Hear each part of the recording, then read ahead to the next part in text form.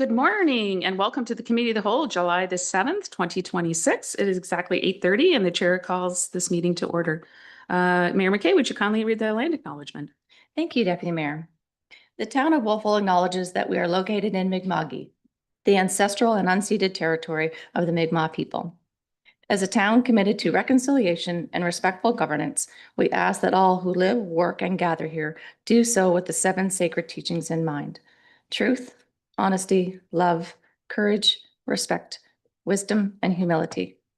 These teachings guide us in building a community rooted in understanding, fairness, care for one another, and for the land. Please pause for a moment of reflection. How can we be good guests on this land?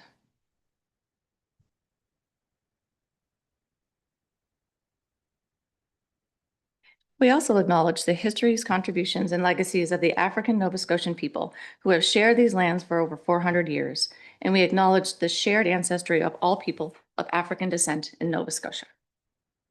Thank you, Mayor McKay.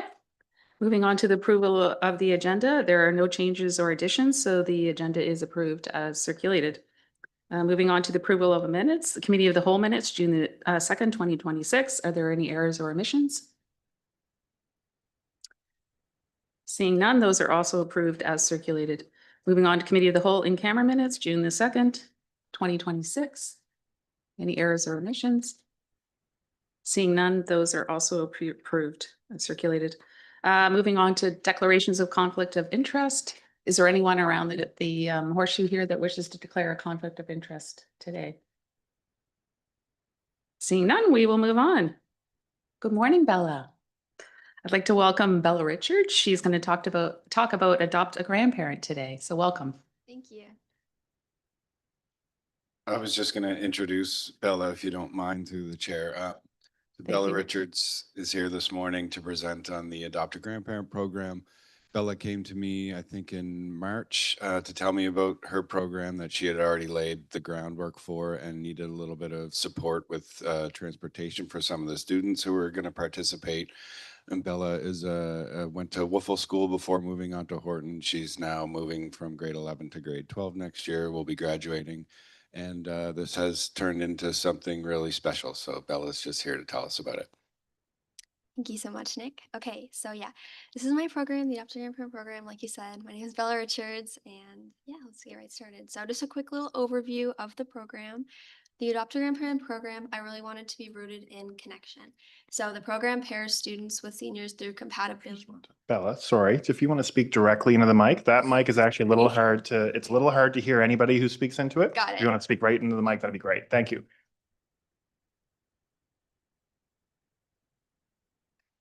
Sorry about this.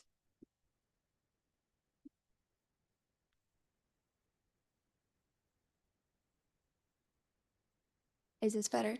Yes. Maybe closer. Yes. Okay. Okay. Yeah. Going into the overview of the program. So the Adopt a Grandparent program, like I said, was rooted in connection. So I paired the students with seniors through a compatibility form, which kind of just goes over like your interest, availability of the students, and then, yeah, like behind the scenes, I just paired them up to I think would work best with each other. And our weekly sessions consist of spending time together, talking, playing games, walking, and just having fun getting to know each other. So for our first session as well, I had made little question cards for all the seniors and students for little icebreakers. So in case anyone wants to look at those after my presentation, you can. Okay, and the next slide, please. Oh, oh. Okay, here we go. So, why I decided to start this program, just a quick little going back. After I graduated Wolfville School, straight from grade 8, I started working at the Gated Pool as a lifeguard, and I started making some amazing connections with seniors in our community while working there. And then after that closed, obviously those kind of connections faded out as I wasn't able to see them. So, with that in mind, I also was really looking forward to starting volunteering within my community going into grade 11. So, I kind of just found that, and combined with the disconnect I felt with leaving that relationships with the seniors, I wanted to kind of start a program with my peers. So, that was why. And then here's like the kind of the process. So, as you know, like there's a lot of different seniors, like nursing homes in our area. So I kind of just wanted to explore different options. And after researching, I decided Wickwire Assisted Living, as a assisted living facility, a lot of the seniors still have like their driver's license, cars, like they're much more like active. Here's a little picture of us playing basketball. They get quite involved with that for sure. So that was really fun. And then, yeah, so together, Valerie, the head of recreation, and I worked closely just kind of going over planning, all that kind of stuff. And yeah, it went great and everything was quite smooth there. The one challenge I would say is transportation. So, how we established the program, we wanted it to be as flexible as possible. So, Valerie was okay with the students coming any single day of the week, like the school week, between 3:30 and 4:30. But the one issue is our Horton High School, like they close at 3:22. So getting there, especially in the parking lot, is quite hectic. So along with that, a lot of the students this year were in grade 11. So a lot of them didn't have like a car or even their license. So students and a lot of them didn't have like flexible parents with flexible jobs. So that was one issue, just trying to get students there directly after school. But with obviously the help of Nick, it was quite easy to get that sorted out. And then our impact. So we had over 20 student volunteers and seniors paired weekly through the academic year. And I've never heard a negative thing about the program. It's all been overwhelmingly positive. The staff, seniors, volunteers are very excited to continue the program in September. And along with that, this year, I kind of just wanted it to be a very like test run. I had students that I personally knew that I think would be good in the program and who already had interest in volunteering. So then, but as the program grew, we had a lot more interest being like, oh, I want to volunteer. So like next year it will definitely be growing, which is very exciting. And yes. Okay, and then here's our photo from our very last session. So this isn't all of our volunteers, but we tried to have as many of them as possible for our last session. So we also liked having some fun days. So this was like a flower and hat kind of end the year off with like a summer little fling. So this is a lot of our volunteers. And then I do just have a quick little video to go over kind of, the video speaks for itself on the actual program. If I can click it. Yeah. Okay, Laura.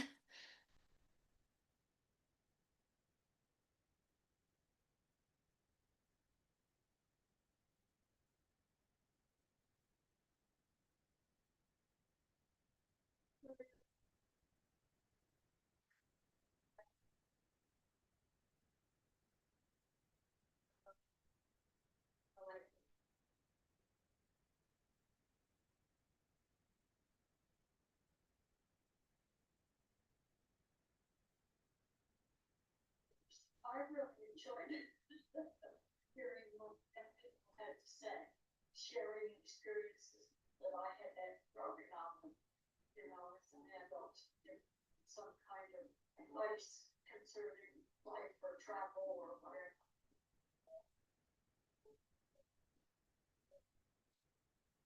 It's nice for young people to get to know what it's like to be around the world.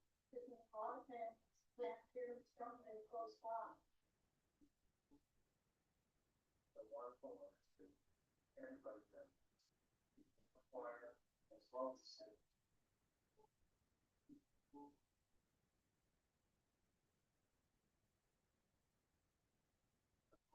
Volunteer and be around people. Hearing the stories, I give me a out of life, so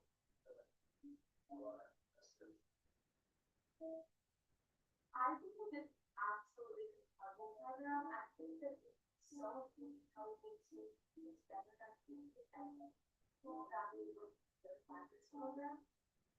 I think I'm going to feel like grandparents aspects of like that require. This is really neat program because I found it difficult to like volunteer opportunities at schools locally. And so some of my two grandparents, I was looking for a good ones environment, but I didn't see them that often if you're a child. So I thought this would be a great opportunity. I know I'm not the only one that's family lived farther. The biggest challenge is transportation. The time you're in here was directly after school, and a lot of volunteers don't have drives.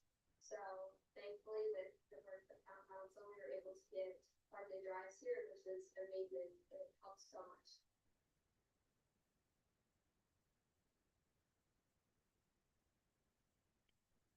Okay, and then back to the slideshow, please.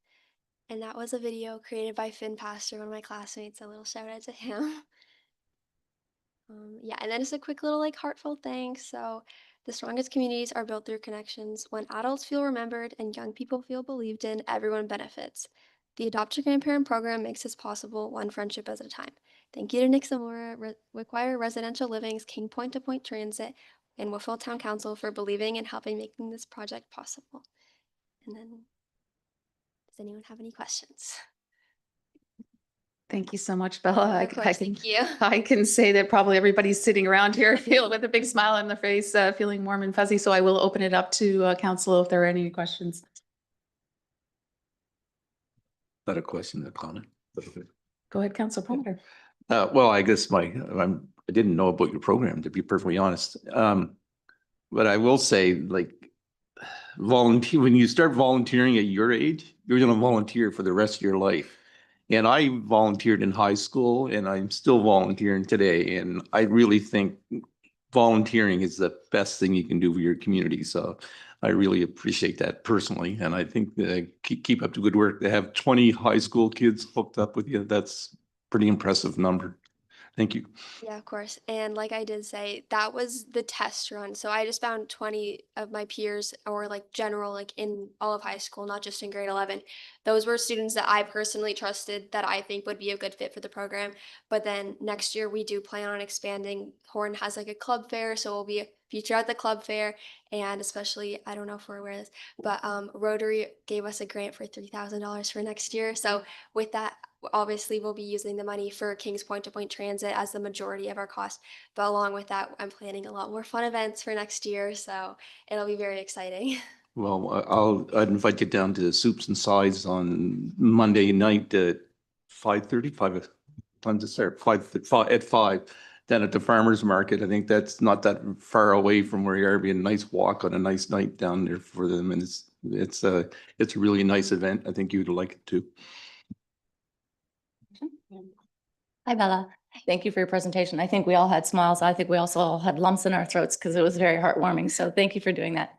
And you plan to expand it next year, but you'll be in grade 12 next year. Yes. So is this a legacy piece? Will you be able to leave it behind you when you move on to your next journey? Definitely, Okay. definitely.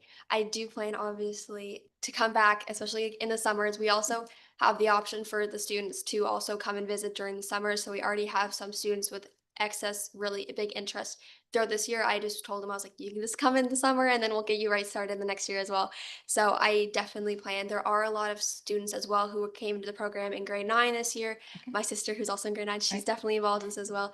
I'm not saying that she may be the one to carry it out, but it's definitely, there's a lot of younger interest as well. So this year I'm definitely going to start trying to like find someone to take it over and like ease back, mentor with them throughout the school year to really make sure it's going to stay strong for as like the years go on. Amazing. Thank you.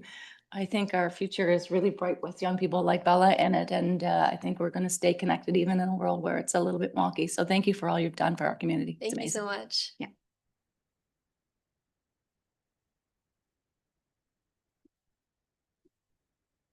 Thank you so much. I don't see any more questions, but again, on behalf of all of council and the mayor, thank you so much for everything you do. This started our day and this meeting off really, really well. So everything's going to go really well from here. So thank you so much.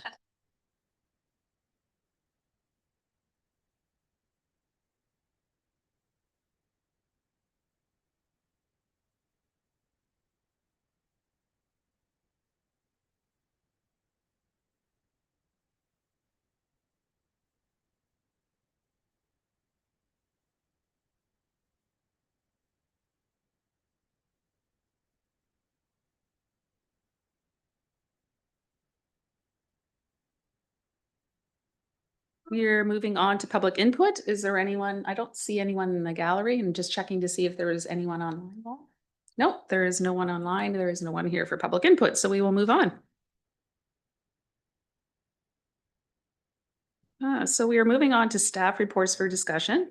RFD 038-2026 Water Conservation Bylaw from Martin Kehoe, Manager of Environmental Services, along with Colin Walker, PN from CBCL. So welcome.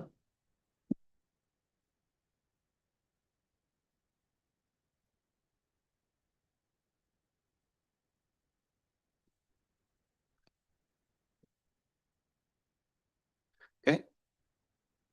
Good morning, everyone. Thank you for having Colin and myself in. We just wanted to get a presentation in front of you on the water conservation bylaw. So as we move through it, it will cover a lot of what was on the RFD that was put in your package. So we'll do the presentation, and then of course we're open to field some questions on both at the end. Or you can stop us on the way through the presentation too, if you have any questions, whatever works for you folks. We're open to it. First part of the presentation, we'll talk about probably the aquifer and the Wolfville Aquifer, and Colin will be doing most of that. I will follow probably at the tail end of the presentation and talk some more about the bylaw structure itself. All right, we'll get right into it. Oh, and slide down. So just an introduction. Of course, I'm Martin Kehoe, the Manager of Environmental Services for the town of Wolfville. And this beside me is Colin Walker from CBCL. He's a hydrogeologist, and he's been working with the town of Wolfville for a couple of years now, or for a long time. A long time, yeah. Depending on how you measure it, yeah. It could be longer. But definitely, I was introduced to Colin this year, and I was very impressed with the work that Colin has put in for the town of Wolfville, and it was very easy to get on board and find my spot. Again, the goals for this presentation is to provide a brief overview of our water system and provide an overview of the proposed water conservation bylaw and field any questions that you folks may have on that. So just a brief overview. You've probably seen this map a few times in some different slides, but that's our water distribution system in the light blue, and the dark blue is our transmission main. We have just over 55 kilometers of distribution system, and I think it's roughly about 5 kilometers of transmission main within the town of Wolfville water boundaries. And you can see the well sites are the other blue dots. The little house at the south end is the water treatment facility at the top of by Ridge Road. And you can see the old transmission main that ran into the reservoir park. Okay. We'll jump right in with Colin here. This working at all? Okay, good. Good morning. Happy to be here in person. Most of you have met me either online or maybe a while back in other sessions with the Source Water Protection Committee. So Martin and Devin just asked me to come back and give another review of the physical setting of your water system, just to as you're going forwards and thinking about protecting this resource, it's just helpful to know what exactly it is that you're protecting and where your water comes from. So this first map is showing a few different features.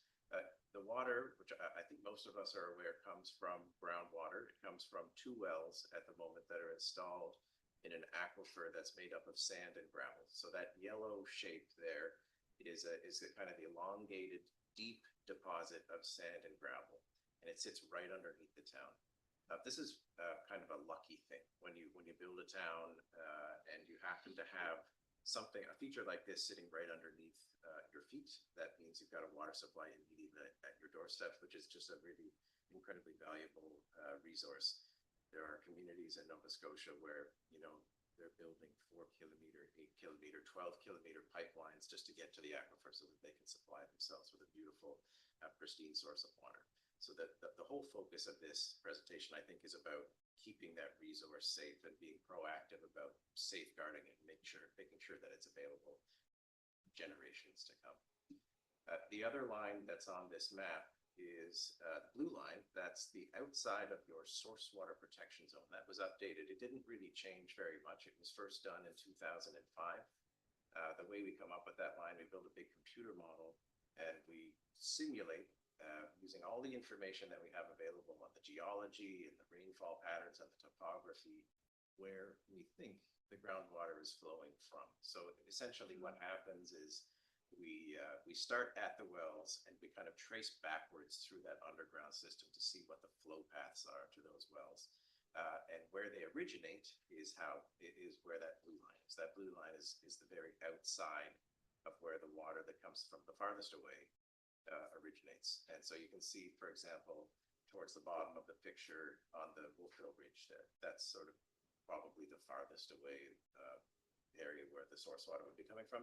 It's also coming from everywhere else inside of that area, as far as we know. Another part of this yellow feature which you will notice is the way that it's very much linear and oriented along the axis of the valley.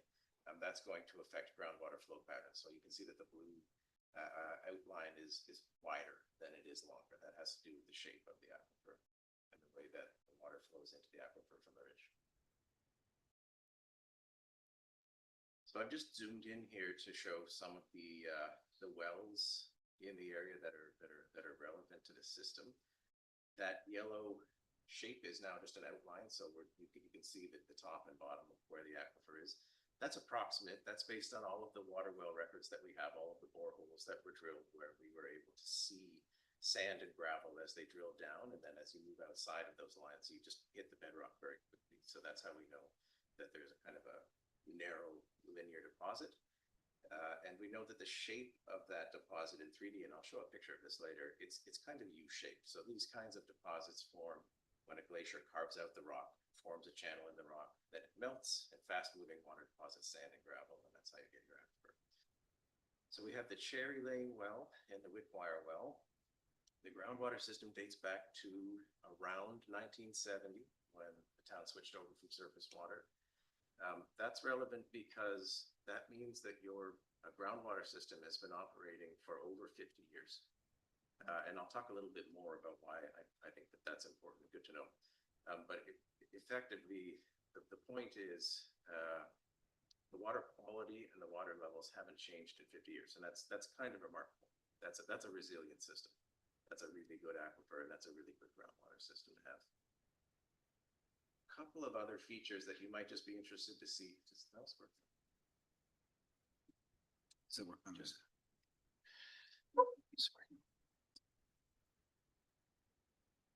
relevant to source water protection. There are 2 monitoring wells which are now being actively monitored with digital sensors. So we have continuous data so that we can get extra points of water level measurements in the aquifer. There's one over here by Whitwire. There's one over here by Cherry Lane that was done fairly recently. And there's one in the works over here closer to the coastline. So this is the idea of this 3rd monitoring well would be an early warning system for something like saltwater intrusion, because people are sometimes wondering about that. And if there are any, I won't get into that, but if there are any specific questions today, I'm happy to talk about it. It's not really a big concern for this system. The other relevant features on this map are these 2 dots right here. This is a test borehole that we did last year on the Elderkin property, that the idea was to get into the center of this U-shaped channel and develop a 3rd well for the water system. This is for redundancy mainly. Cherry Lane has enough capacity to supply your entire system by itself. But if Cherry Lane were to be out of service for a day to replace a pump or to clean the screens or something like that, and Whitwire had to supply all of the water, if you had a maximum day, you wouldn't have enough in that day. So we're looking for a 3rd well so that you would always have enough between those 3 wells. This has now been decommissioned, and we're now looking over here on the Landmark School property. So this is our target location right here. Excuse me. We have that drilling lined up, but I think it's looking like the construction of the gymnasium is going to hold that up. That's the latest that we just learned earlier. So I just have a couple of pictures from our groundwater model to just show what what that aquifer looks like. So this is a kind of a skeleton of the ground surface, and you can see the three-dimensional shape of that aquifer running up the valley. And the wells are kind of in the middle right here. The town is down on this end. Tell you what, I didn't point out two other features. Over here, you may also be aware that there are two geothermal wells associated with the university. So one of these wells pumps water out of the aquifer and the other one returns the water back into the aquifer. The idea being that all of the water is conserved. They're just taking some heat out of that water or using it as a heat sink. You slice right down through the middle of that aquifer, you can see that kind of U, or almost in some areas we've drawn it as a V shape just based on what we know about the topography of the holes. So at its deepest, it's 80 to 100 feet thick. That's plenty of thickness for a sand and gravel aquifer like this one. What we're really looking for when we're doing groundwater supplies, we're looking for that perfect balance of how much time the groundwater stays in the ground. We don't want it to be too short. We don't want it to be something less than a few months or maybe even a year, because there's not enough time for all of the goodness of the soil to filter out things like bacteria and viruses. The longer the water stays in the ground, the more time it has to be in contact with minerals, and then it's picking up the minerals that give it undesirable tastes or can make it difficult to work with. So again, this aquifer has a wonderful residence time. It's right in the sweet spot. So this is the ridge up here. The longest flow paths start way up at the top, travel down through the sandstone rock, through the Wolfville Formation, and into the sand and gravel aquifer. And there's probably a little bit of water coming from this side. That's what those arrows are indicating. We did talk a little bit with the Source Water Protection Committee last year about what's happening with water levels in the aquifer, particularly with the severe drought that happened last year all across Nova Scotia, but especially in this region. It was the worst right around here. What I'm showing two water level graphs for the Cherry Lane well. What we see on the left-hand graph here, there's kind of a sawtooth pattern. This is the well turning on and off. So when the well is off, the water level is up here. When the well turns on, it drops by about 2 meters.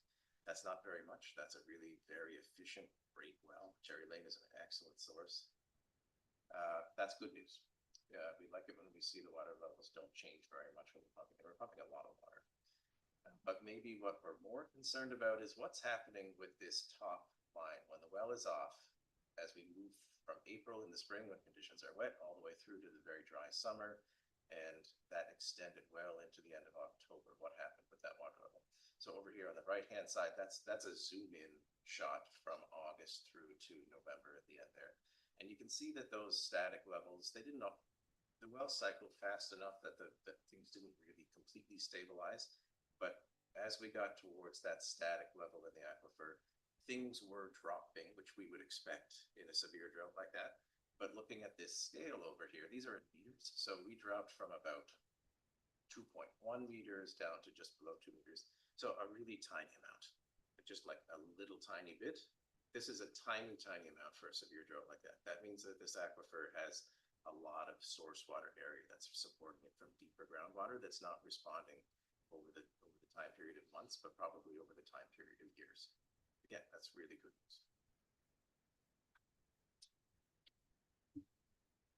So this final figure is also related to the stability of those water levels in the aquifer and how to go about thinking about what to do with water conservation and severe drought in the future. And ultimately, you're looking for some sort of guidance as to when should we be enacting certain measures and how careful do we need to be and how do we go about doing that. So this is a first pass at a way of thinking about that. Really, if you know that your aquifer is very stable and that the water levels are only dropping very slowly in these dry periods, that means that we can use that static water level in the aquifer as an indicator of when things are maybe going to get worse. So what we've done is defined 3 levels. We've started off with sea level. So as far as we know, the static level in this aquifer has never dropped as far as sea level. It's only a few meters above sea level. That's okay. That's just based on the setting. Being right close to the ocean, it should be around that level. So what we're proposing is that if things ever drop to that level, that's when you should start paying very close attention and thinking in terms of a caution scenario. Based on what we know about this aquifer, if that happens, it will happen over a very long period. So you'll have warning. It won't happen suddenly and you won't have to make a snap decision. But as long as you have something in place and you know what you're going to do if this should ever happen, then you'll be able to deal with it and hopefully reverse some of what's going on by conserving water. And all that these bars do is they step down by 2.5 meters each time. And those are somewhat arbitrary, but it's a reasonable level to be using. It's a reasonable benchmark to be using for these different levels. There are some other features though here on this, so this is a cross section. I'm sorry, I didn't point out that this is a cut down through the aquifer. So when I showed that U shape, we're kind of in that cross section kind of space, and this one runs along the aquifer. So I'll just quickly flip back and show you what I mean. This line here, if you were to make a slice down through the page along this line, we would end up on this cross section showing what's happening with depth. And we have the Cherry Lane well, and we have the Wickwire well. These are the casings that hold the soil back in the upper part of the well. And then there's an open section down here in the sand and gravel. This is where the water actually comes in way down here at 30 meters below sea level, which is where the deepest part of the aquifer is. This is also showing the monitoring wells that how they're positioned to also measure water levels in the aquifer. And this is where we drilled that first test well that has now been decommissioned. So you can see that if the water levels ever dropped down this far, it would be a big change in relative terms for this aquifer, but nowhere close to where the screens are. We're staying well above those. There are a number of good technical reasons for that. We would never want the water level to get anywhere near those kinds of depths. So these are the very protective levels that we're proposing. I think that's it for the technical information. Maybe we might pause in case there are technical questions about the water supply, or if there are any other concerns or just discussion items before Mark gets into the proposed bylaw to help that source water protection process. Thank you, Colin. I just want to thank you for that clear and informative presentation. So I certainly understood. So that's a good thing. I'm going to open it up to council. Is there any questions before we move on? Councillor Williams. Thanks, Colin. That was nice.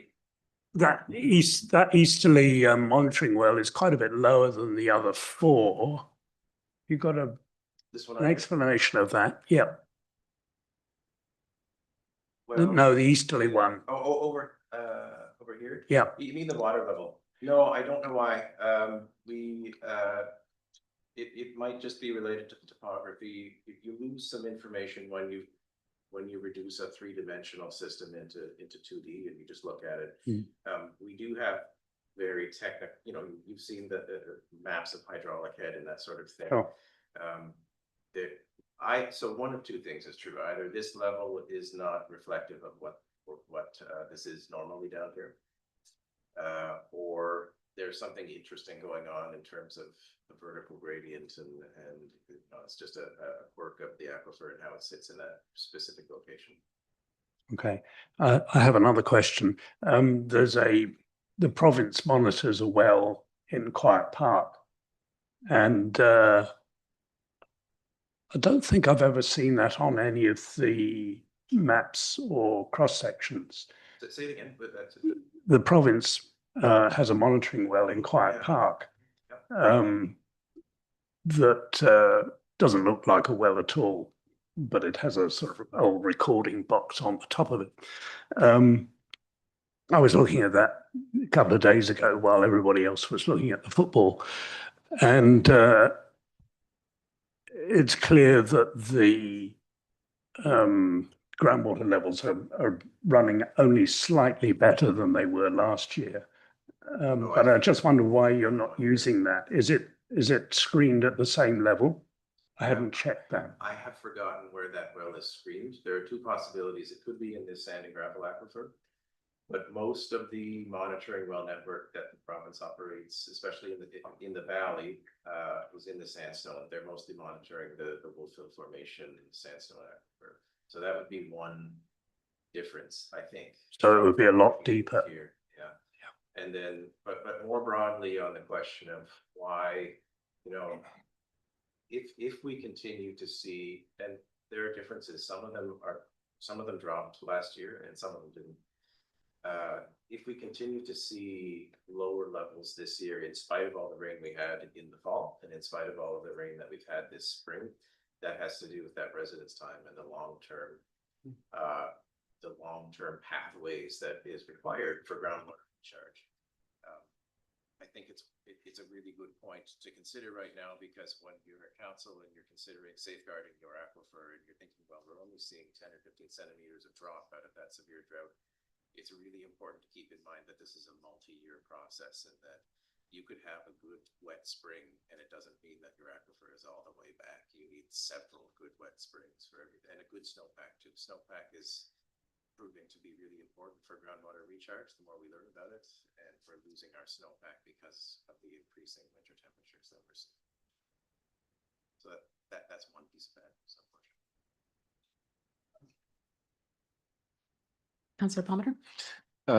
Yeah, thanks, Colin, for that. We talked about this as source water last time, and I don't think you were here.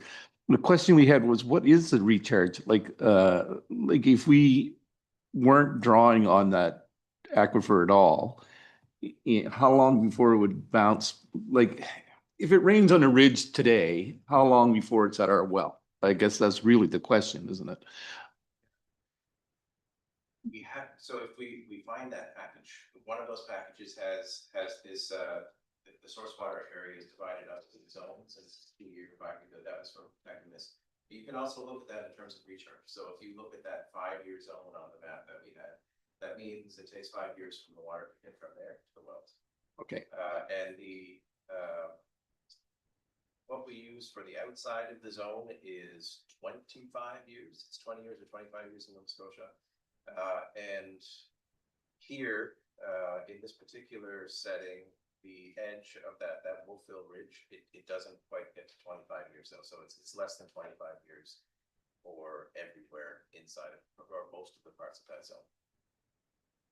So that's kind of good. That kind of goes back to the idea that I was talking. You don't want the recharge time to be so long that you just get into this situation where you're just sucking water out. It's not being replenished. If the recharge times are faster, that means it's easier to come to a balance.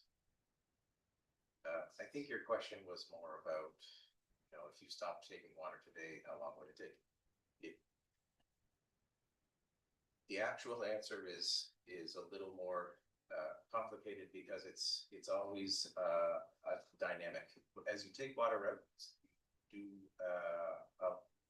get a little bit more increased recharge. There are processes that take place where you gain a little bit more water, and if you stop taking water, those processes would be off again. But yeah, things will probably come back up. I'm not sure how much they would come back up. Councillor Van Niekerk? Thank you. I just wanted to ask a bit about the new well that you were mentioning and a point of clarification. Well, if you added the new well, how would that impact that blue line on that previous slide that we were just looking at? That blue line would stay the same and it's just another well to draw from? It doesn't, or would that impact? The intention is for it to stay the same. Okay. At least in the short term, because the town uses what the town uses, unless you succeed in, you know, producing things long term, that would be good. But having that third well at this stage at least doesn't mean taking more water.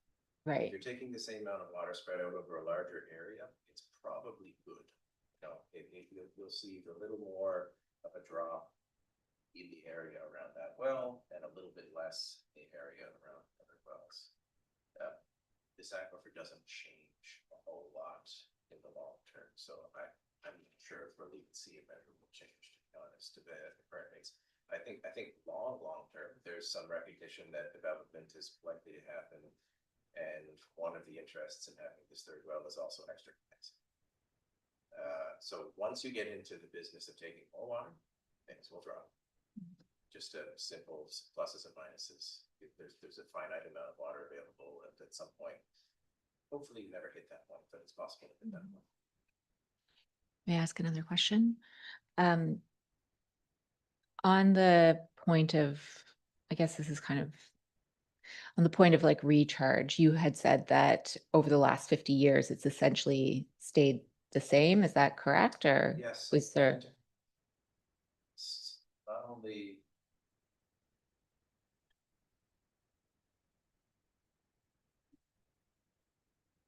this is just showing 1 year.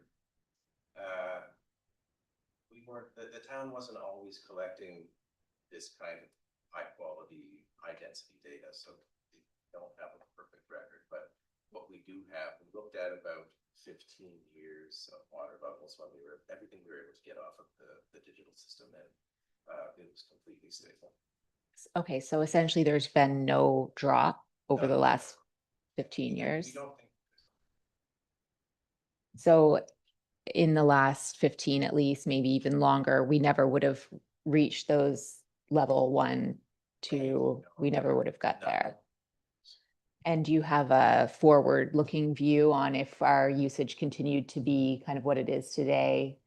What, because you're talking about like long-term slight drop potentially with drought and change and usage. What would you anticipate? Nothing's gonna happen. Like, is this a 50 years out or 3 years out, I guess? Water crisis. Based on how this aquifer functions, at your current use, you shouldn't see any sudden change.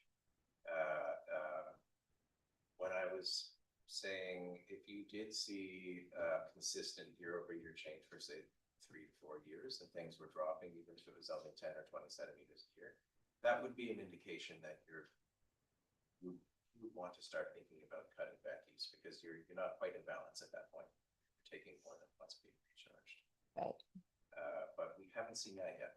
So, okay, all right, I think that answers my questions. Thank you very much.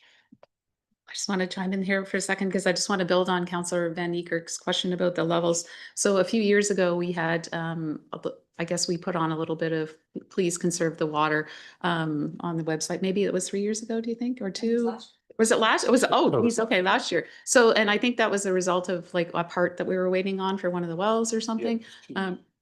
Anyway, I won't go into that. I guess my question is just building on, we didn't reach any of the levels during that one. We didn't even reach the level 1 when that was happening. Just to, okay. These levels that we're proposing are long-term water balance type issues. Something to safeguard against going forward. 2 things I know have happened in recent years. Last year, the government of Canada issued a severe drought warning, and everyone saw evidence of the drought. And so, as a precaution, the system operators recommended issuing that, just to start this process of, this is the time to start conserving water, and it's on everyone's mind. So that's what that would have been related to. A couple of years before that, one of the pumps was offline. It broke, and there was a day or 2 where it just felt a little bit like, we're hoping we can get this back online, and they did. And there are pumps on the shelf now, and there are processes in place to make sure that doesn't happen. But a third well is even better, because then you don't have to scramble and just turn the other well on.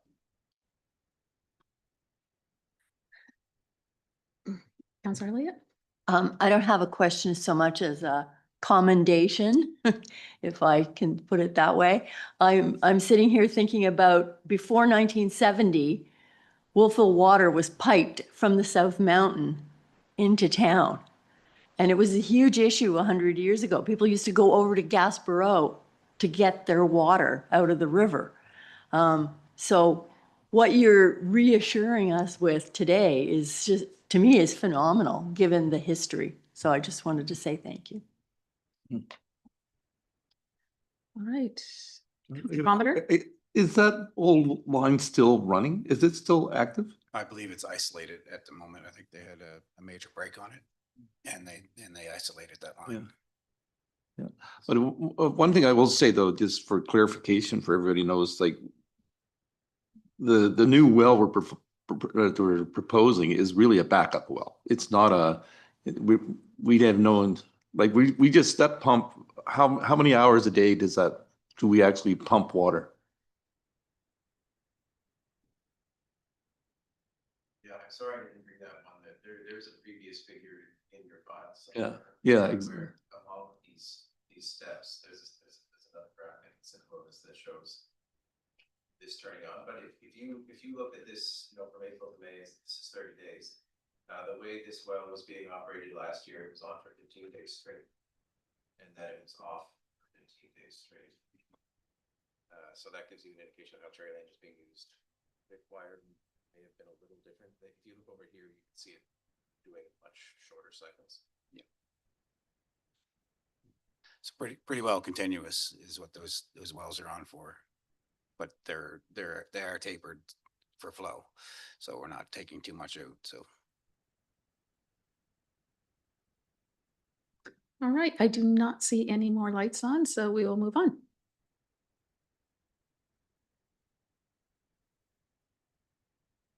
Okay, jump right in there. Why a bylaw? And we've covered a lot of this already. We talked with Colin's presentation or half his presentation.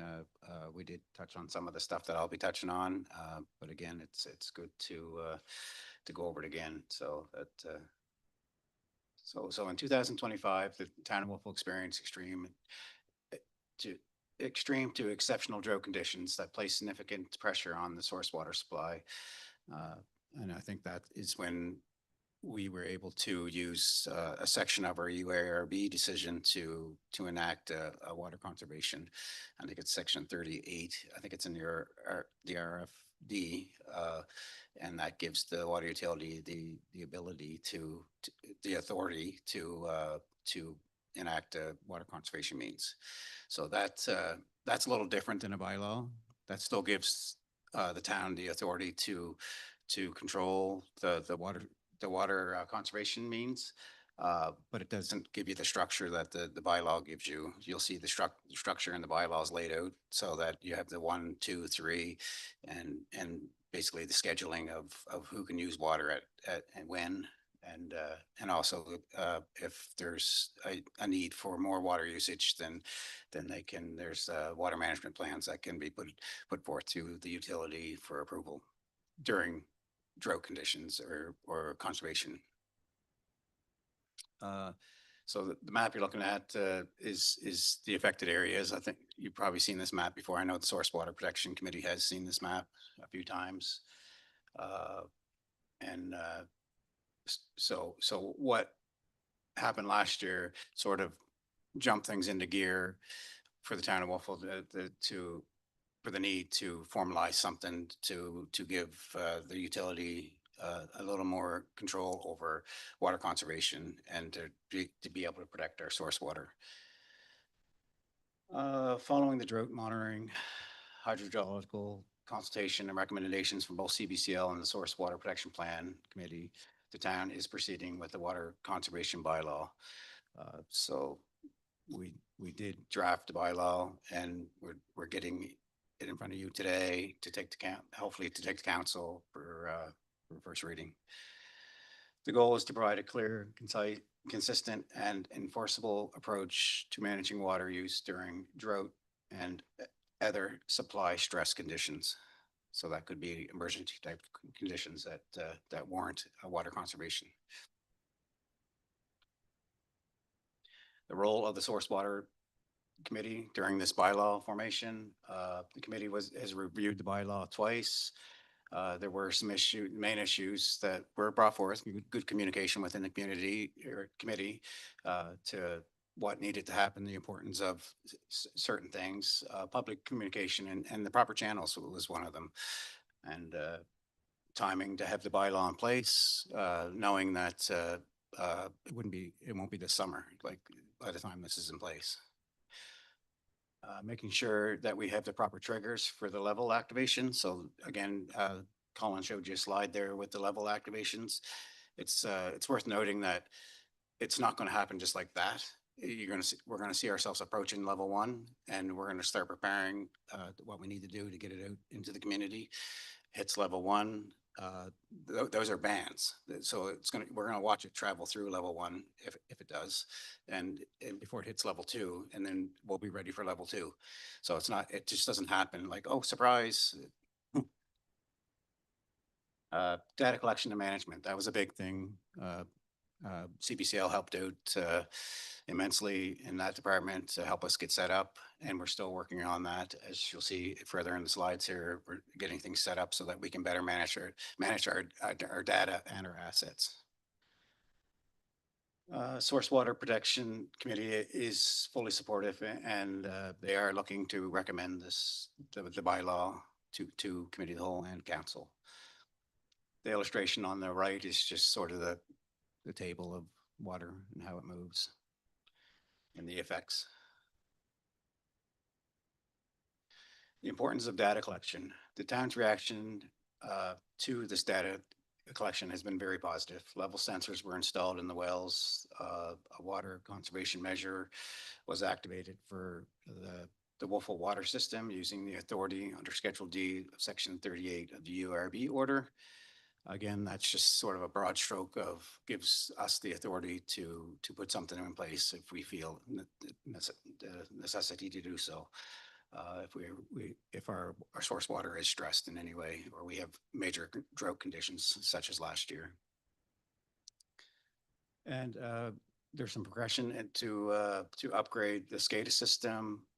Again, I did the acronym SCADA. I did write it out in the brackets there for everybody.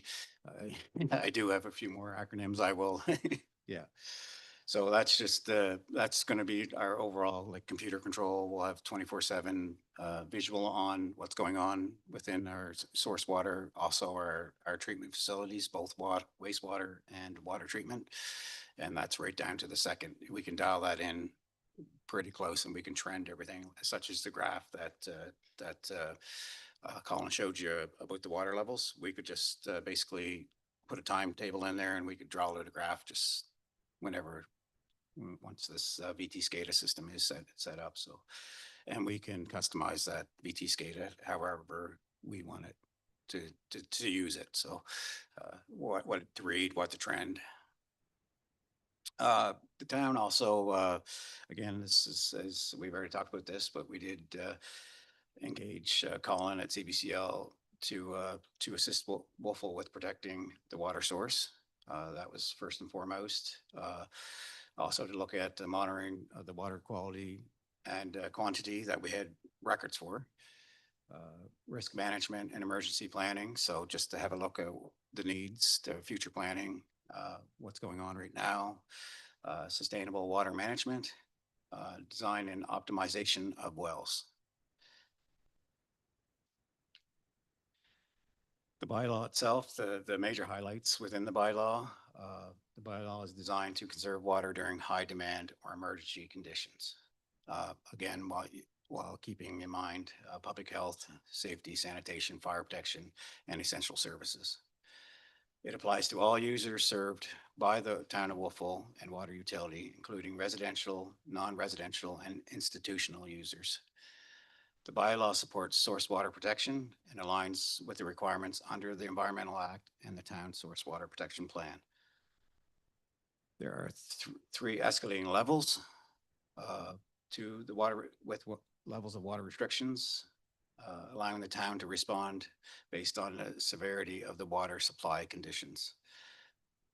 The level 1 restrictions can be activated seasonally. So if we wanted to, we could enact the level 1.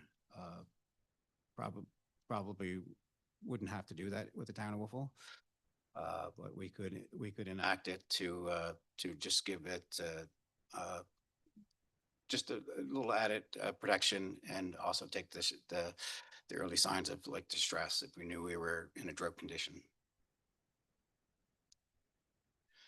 Level 2 restrictions apply when conservation means conservation means are not enough and water demand or reduced system capacity may begin to affect normal utility operations. So if we start seeing that we can't supply, like there's just being able to keep up with the water demand, then we can enact level 2. Usually you'll see the sign of that you'll see is your static levels in your wells will start to drop. And hopefully we'd ever experience that here in Wolfville. Level 3 restrictions are reserved for critical situations such as severe drought, water shortage, infrastructure failure, contamination, power outage, and risk of essential services. Public announcements are required when restrictions are active, extended, suspended, or deactivated. So lots of communication. That's huge, I think, for everybody, is to make sure that we're communicating with our residents and water users during this time. Water management plans may be approved for playing fields in large institutional lawn areas, but they must include water use targets, conservation measures, monitoring, reporting, and reduction commitments. So we will be forming a template plan in the background, get it to the Source Water Committee, and we will definitely put what we need to into that plan.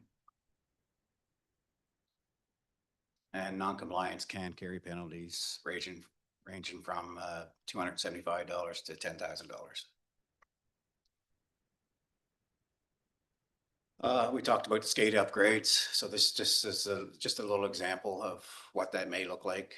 This is taken from a different utility, but it represents the wells and tanks that they use and what they measure.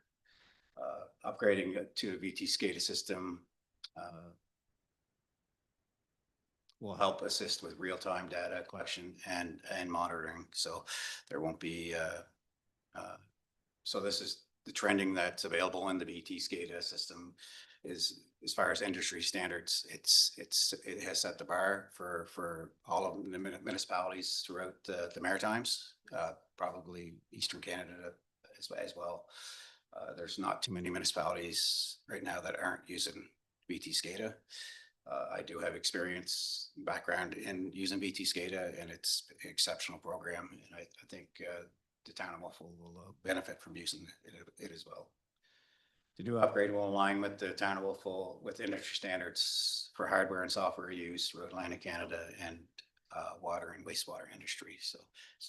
So when we're doing this, we just don't want to focus on one point with the VT SCADA. We're looking at incorporating all of our wastewater also into that.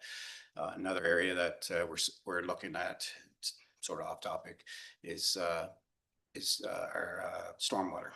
So is there something that we can do to monitor stormwater, maybe surges before we see them at the ground level? We have an indication that it's coming. So some related water initiatives that are happening right now in the background that relate to source water is third well exploration. Again, Colin touched on this. The Wickwire well is not rated to provide the maximum day demand of the system if operating alone. The Cherry Lane well were to be at an operation for extended period, there could be a water shortage. The third well will provide that redundancy, and I think Councillor Baumberger touched on that. It gives us the ability to fall back on something else and rely on that if we have any type of operational failure, allowing the two wells to be operated when needed. Transmission line upgrades that will be happening this year under the capital project plan. And that's an effort to replace aging AC, there's the acronym there, asbestos concrete. That's just gotten a little bit too brittle and it needs to be replaced.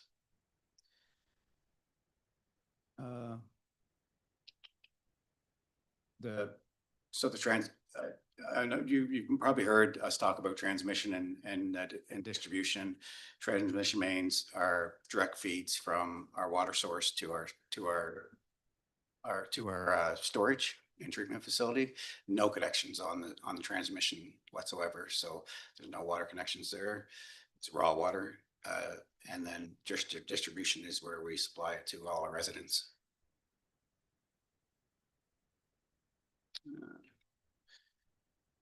So I think that's it. We can take some questions on the RFD itself or also the bylaw. If you guys have a chance to review, I see Howard's lights on. He's ready to go. Counselor Williams. Yeah, there's a little throwaway comment in, I think it was level 3. It talked about power outages. I'm not aware that the 2 wells have their own power supply. Do they? And if they don't, are we planning to put power supplies in case of power outages? So we do have backup generator systems. We don't have the standalone generators at site, but we do have portable generators that we can use. But that is something that we will be looking at is standalone generators on site. Right. Okay, thanks. Counselor Van Niekerk. Thanks. I guess I'm looking for a bit of clarification around how the level restrictions relate to the levels that you showed on the slide with respect to where the source water is, because it feels like maybe I just need some clarification around the definitions. But what I heard was that we are not experiencing any drop, that we have a lot of good quality water. And then over the last 15 years and the drought we had last year, our source water never would have reached level 1. But then in the bylaw section, what I'm hearing is level 1 is implemented regardless of the source water level dropping or not, that level 1 restrictions would be implemented at a time where we just feel that there's lots of dryness. And I guess I'm just trying to connect the two a little bit better. I guess my concern is about the implications for the residents, taking away something that they do, such as watering their lawns or their garden beds, their ability to do that when they want to do it. Also don't laugh, and then also some clarification, like if the watering that's happening in the town, is that in an amount that is affecting the source water tables? What impact is that having?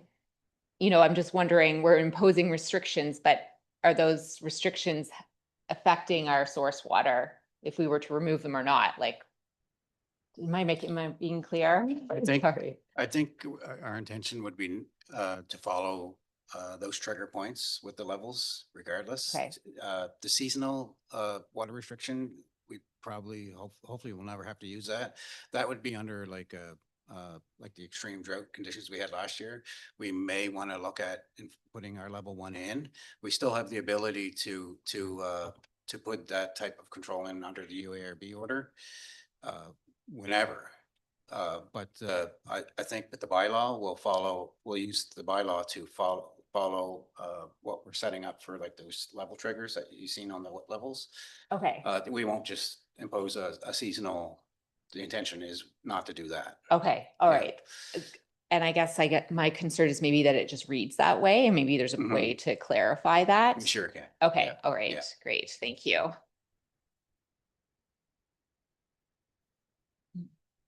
I actually have a couple of questions. I don't see. Oh, Yeah, on that point, if you read the first sentence under level 1 restrictions, it says the town may activate.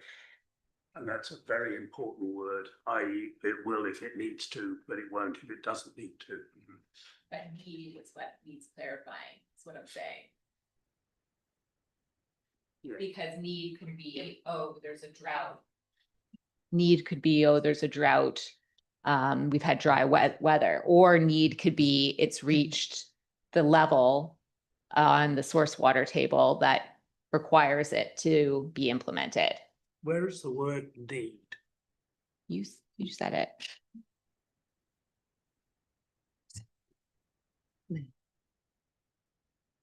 May. I think it's May. May. It's may. May is very different from need. We may implement it if there's dry weather. We may implement it if it reaches level 1 restrictions on the source water table. I think what I'm suggesting is just that there's clarification around that. We will? Or? I mean, it's semantics, I guess. Can I ask a question? Go ahead. Thank you. Just to follow up on that then, so I think the word may is important because we may do it if we need to, not we shall or might or whatever, but we have the ability to do it if we need to.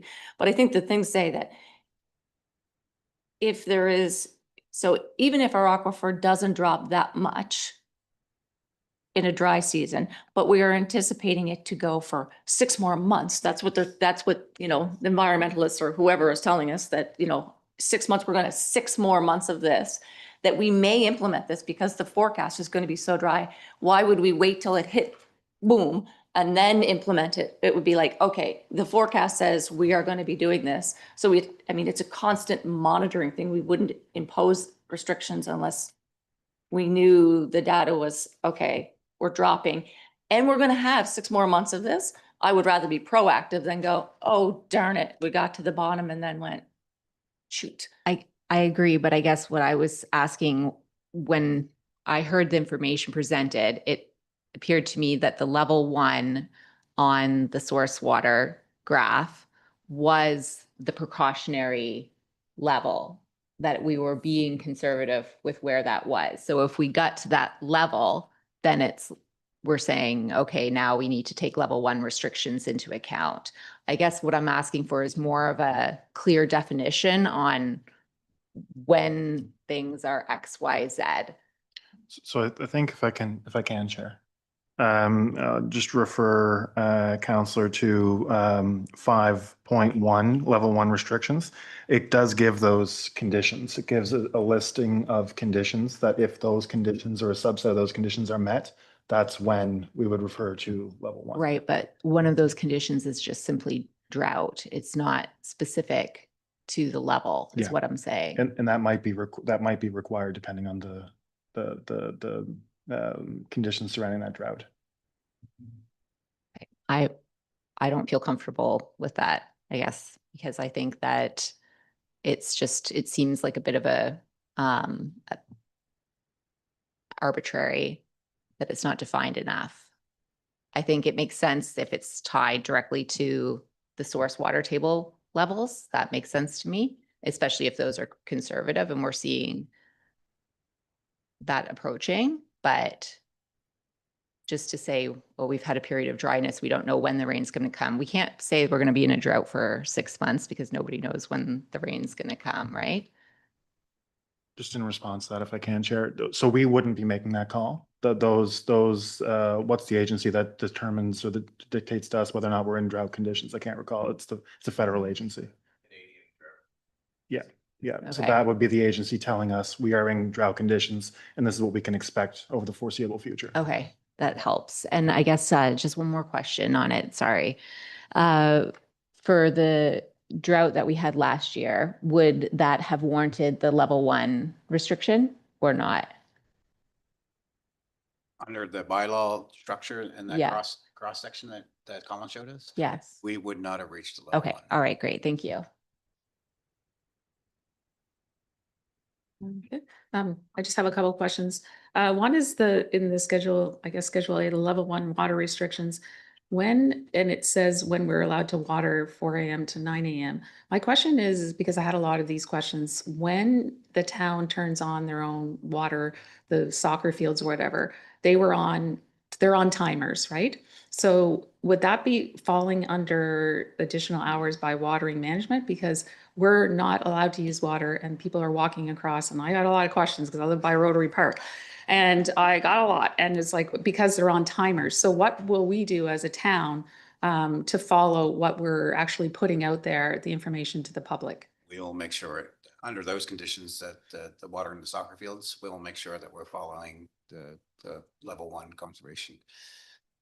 Okay. Yeah. Okay, that's good. And the other question is, when we get to the non-compliance about from residents, and the number one, how you would actually go about doing that is complaints maybe from other people. What are the other mechanisms that can For- warrant like a fine per se if they're not following?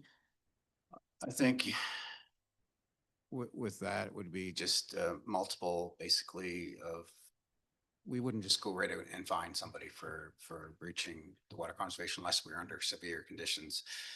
But it would be more so the reoccurrence of the same, going out to the same spot and I guess not that same water user not abiding by the level restrictions. So it'd be education first. I'm assuming usually that's the best way of doing it, is going to talk to the people. And then if the recurrence continues to happen, then there would have to be some sort of enforcement by law enforcement. Who would dictate up to $10,000 fine though? Like, how do you get that? Like, that's a wide range, 250 to 10,000. I think That's, those, when you're looking at those are reoccurrences. Those are that's. just start to accumulate. Okay. So you'd start probably with the 275, and then if they continually disregard the water conservation, then it starts to escalate after that. Okay. All right. Thank you. Councillor Butler.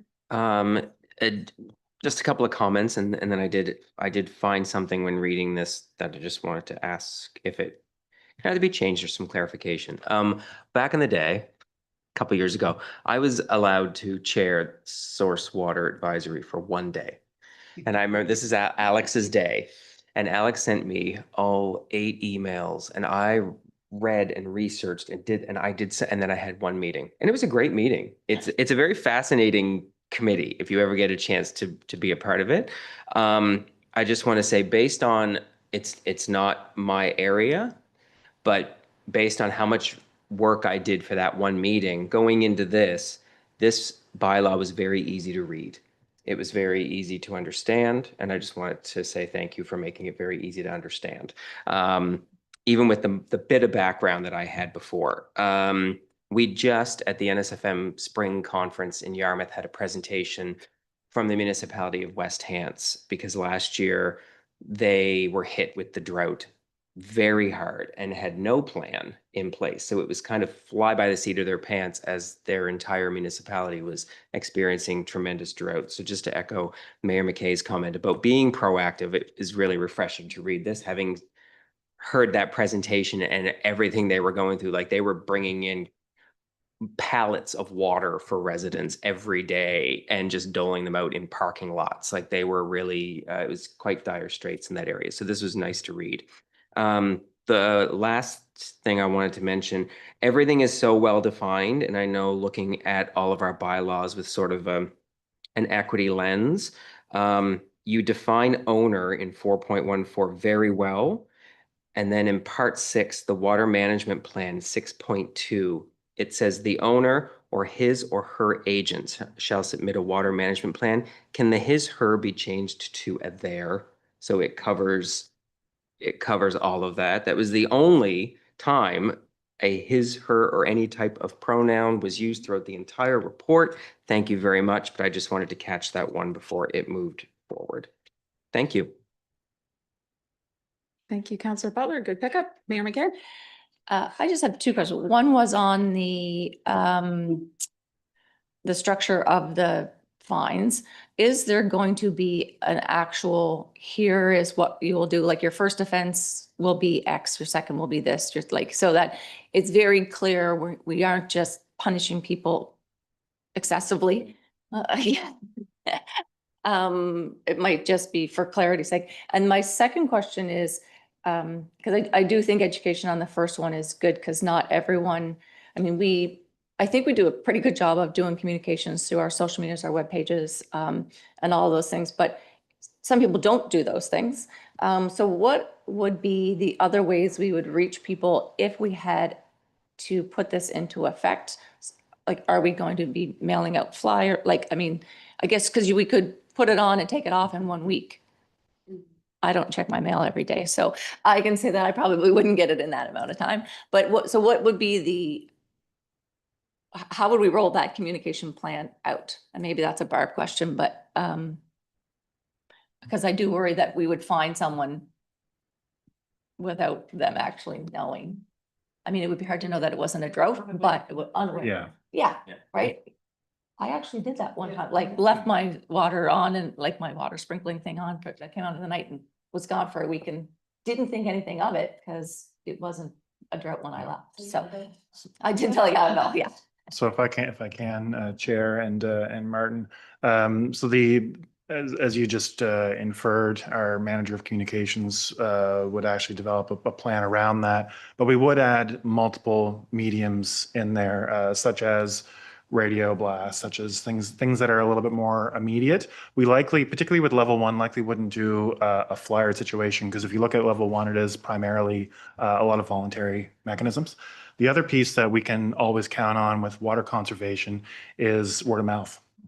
Because unlike other items of municipal business, water conservation measures do tend to travel through the informal networks quite fast, and for a whole variety of reasons. And we do have, it is something that inspires neighbors, chatting with neighbors and things of that nature. So there are those elements as well. But yeah, in the absence of a formal plan, it would be multiple mediums appropriate to the level. So trying to get the word out as quickly as we can, because as you said, particularly with level 1, could change quite fast after an activation. Thank you. Councillor Palmer. Well, I think in conjunction with that, I think it would be totally remiss to say that everybody should be practicing water conservation every day. I mean, there's no reason to, when you're brushing your teeth, to leave the water running. I mean, I know it doesn't sound like a lot of water, but if everybody did that, it's a lot of water. So I think that that's something that Ms. Shaw should be doing should have been doing 5 years ago, because we should be conserving what we have every day of the year. So I think that's an awareness thing. Thank you. Are there any more questions for clarification before the motion? We do have a motion in front of us, gets on the floor. I don't see any. Councillor Williams, would you like to put that motion on the floor?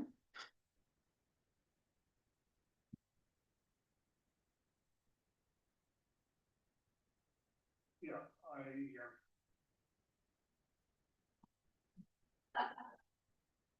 I wish to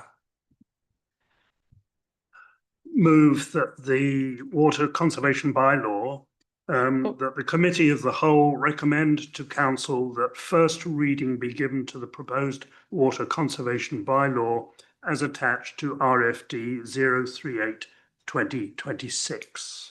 Thank you. And do I have a seconder? I will second that. Thank you, Councillor Butler.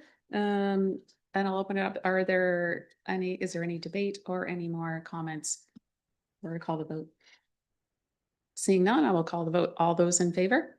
Aye. Opposed, and that is carried unanimously.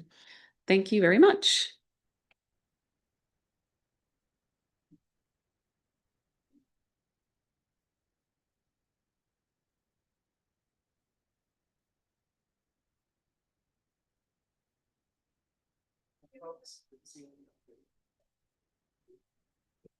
Yeah, do you want to take a break? Yeah. We'll take a 10-minute recess right now. Thank you.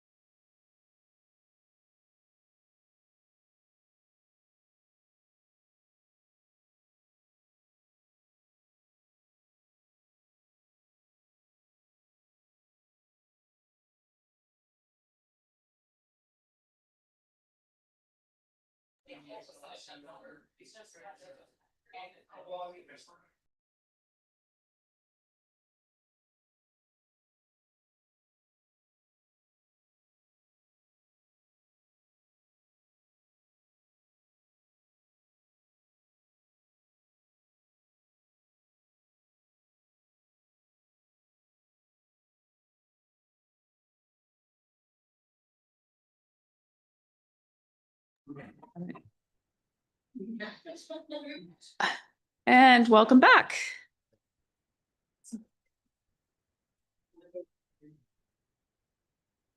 So we're moving on to an information report 016-2026. The 26-27 spring summer ops and capital plan update. CEO Horn, would you like to take it? There you go. All right. Good morning, everyone. We'll try to follow up 2 excellent presentations already this morning.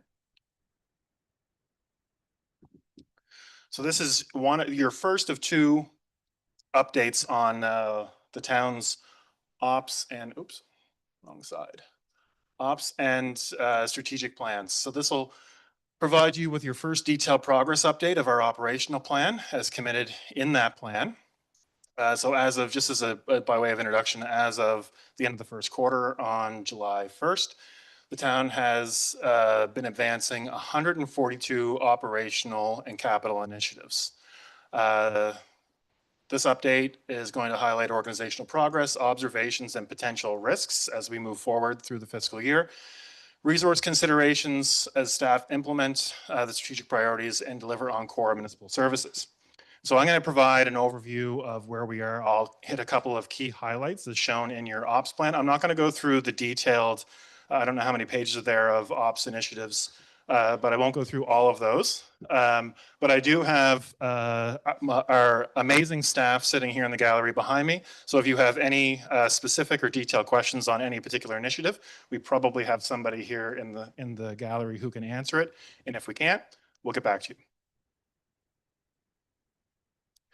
So again, I'll go back to the beginning, as I usually do with these kinds of presentations. We didn't start our operations plan from nothing. So our operations plan this year is built on our 25-26 ops plan. It's comprised of our 26-27 5-year capital investment plan, and it reflects commitments and policies of council through the municipal planning strategy, the accessibility plan, equity and anti-racism, and also our strategic plan for this term.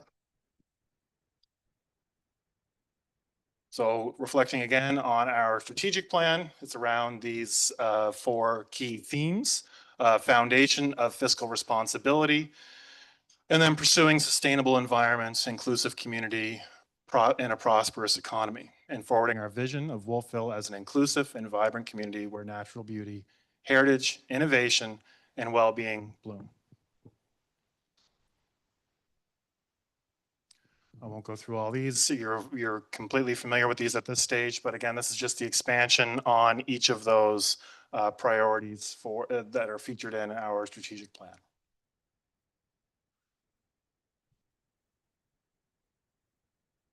So we've got a commitment around reporting.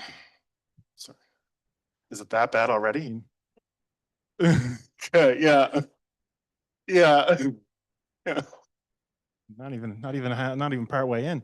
So our strategic plan and ops plan make commitments around reporting. So just in brief, our strategic plan at a glance, you find that at immediately behind the agenda of our committee of the whole and council packages at every single meeting. So it allows you to just quickly and informally reflect on these are the priorities of this term. We will be doing an annual review beginning this fall of that strategic plan combined with our ops plan at the front ending the budget cycle. And then we have 2 updates on the strategic plan aligned with the ops plan, which you're going to be seeing today. And then there are additional reports either in the CAO report or with individual RFDs and IRs that come to council on a specific theme. This is what our reporting template looks like now. So we've made a couple of adjustments from last year. This is how we are also going to report on the strategic plan. So you have that strategic alignment column third from the left, that identifies if this initiative falls into strategic plan, municipal planning strategy, accessibility plan, equity and anti-racism plan, so on and so forth. So that's kind of your checkbox to say, okay, this initiative is a component of the strategic plan or one of those other plans, or if it's simply an operational priority or something that we just were required to do. So in your package, you would have received this reporting template with just December progress report and year-end status update removed. And as we actually report at those intervals, we will add those columns. So your template's going to get a little busier, but you'll always see that progress as we hit those milestones. So getting into the meat and potatoes, the town has completed 3 months of 12, 62 business days so far in this fiscal year. The ops plan consists of 59 initiatives, notionally described as either core operational responsibilities or approved projects. And then the capital plan consists of an additional 83 initiatives, ranging from simple items to purchase, such as a piece of equipment, or complex infrastructure upgrades like the Earnscliffe Street redevelopment. So not every initiative in that plan is created equal. This is a total of 142 recorded initiatives. Of those, 118 or 83% are started. They're in progress in some fashion. 19 are now complete, so 13.4%. And 5 initiatives, so 3.5, have yet to start. A few highlights. Right out of the gate, I just want to spend a little bit of time on this. A new approach to community key projects has been developed and implemented. So this is a multi-method approach to a handful of those key projects that we're going to talk about here. So when we have a project, I'll use the example of the Safer Streets Initiative.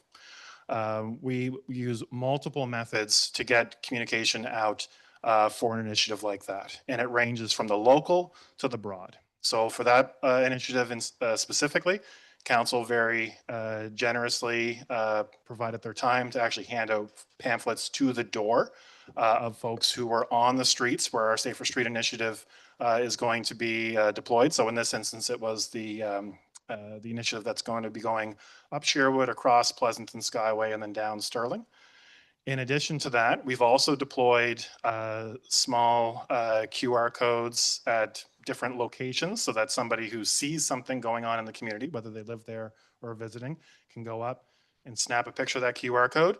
That takes us right to Wolfville Blooms, and they can actually engage with the project on Wolfville Blooms.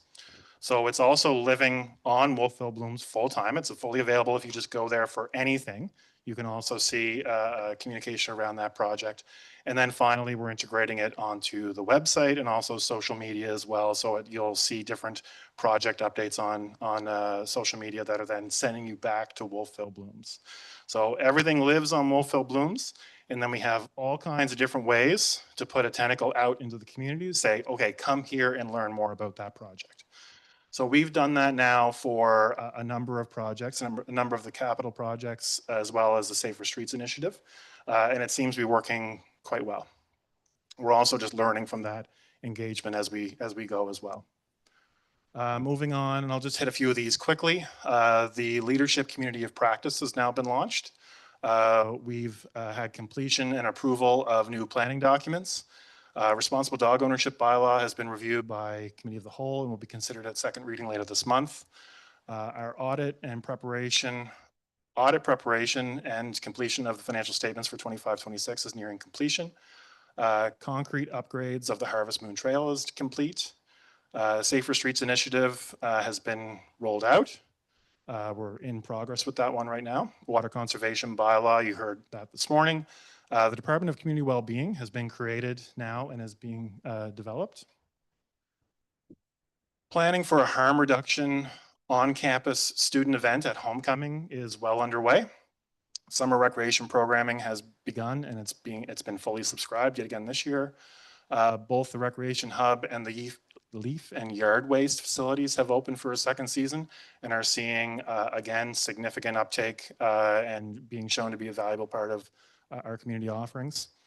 Community cookouts are beginning now for a second season. Planned technology upgrades are largely complete or underway. Upgrades to the Wolfville Fire Department and Public Works facilities are nearing completion. A section of University Avenue has been repaved. Reconstruction of Earnscliffe Avenue and repaving of Main Street are planned to begin in the coming weeks. Playground has been installed at the West End Park with further upgrades planned for later this season. Trail work is taking place at Reservoir and security upgrades have been completed at several sewer and water sites. So a picture is worth 1,000 words. Here's some of our activities over the course of the last 3 months as well. So we celebrated the opening of Pride Month at Waterfront Park just a short time ago. We had the return of the Wolfville's float in the Apple Blossom Parade this year after an absence. So there's the team behind that, celebrate bringing Blossom to the streets of Kentville. Amanda did a fantastic job as Mudley. Sorry. Yeah. Soups and Sides met Fred Fox in one of its closing sessions, which was a fantastic way to cap off a wonderful season. Moving forward to more recently, if anybody has been to Waterfront Park and just in the last 12 hours, we have a new edition of the floating dock. And so again, thank you to everybody who's been involved with that, but specifically our staff here, Dawson and Suzanne, who were instrumental in getting that move forward, as well as our Director of Planning and Public Works, Devin Lake, who was a bit of the mastermind behind that. And I just included here, this is one of the placards that I was referring to. And when we're doing specific projects in specific places, we're putting out these signs that show, a little bit of information, a QR code where you can get a little bit more. And also in this instance, it's a graphic as kind of what you can expect to see. So that sign had been in Waterfront Park for probably 3 or 4 weeks prior to the dock going in. Moving forward, if we just go next door, so we had some lead paint abatement that had to occur in the fire hall next door. So you can see our bright new white aluminum siding along the wall to do that abatement. We've had security upgrades to several water and sewer sites. So this is our sewer pump station down by the dikes with a fence around it. And as well, we have University Avenue here with a fresh coat of asphalt from Perkin Way down to Main Street. The downtown section of the Harvest Moon Trail has been improved in concrete. So this is the intersection with Harborview looking west. So this location is chosen as well because you can see here from the hydrant on Front Street, a little bit past the hydrant on Front Street, coming towards the picture, that was a dead end sidewalk as well, which we extended all the way to the end of the street to provide that loop and that connectivity into Gasbro.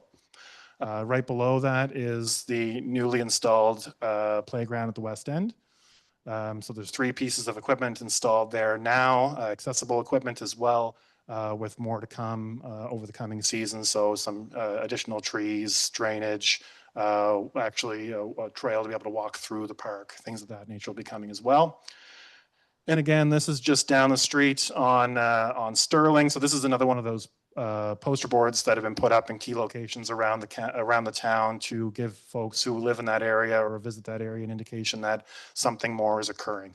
And again, a link in to be able to engage with the town on what they're seeing, what they're experiencing, what their views are. The first 2 pictures are Earnscliffe Avenue. So we're ready to break ground on reconstruction there in the very near future. And again, I've just popped in there the placard that folks, when they're walking by on Main Street, can see and get a little bit more information about the project. And then we have this beautiful mural, which is brightening up Main Street on Carl's Independent, which is part of our public art approach this year as well. So those are just a few key highlights.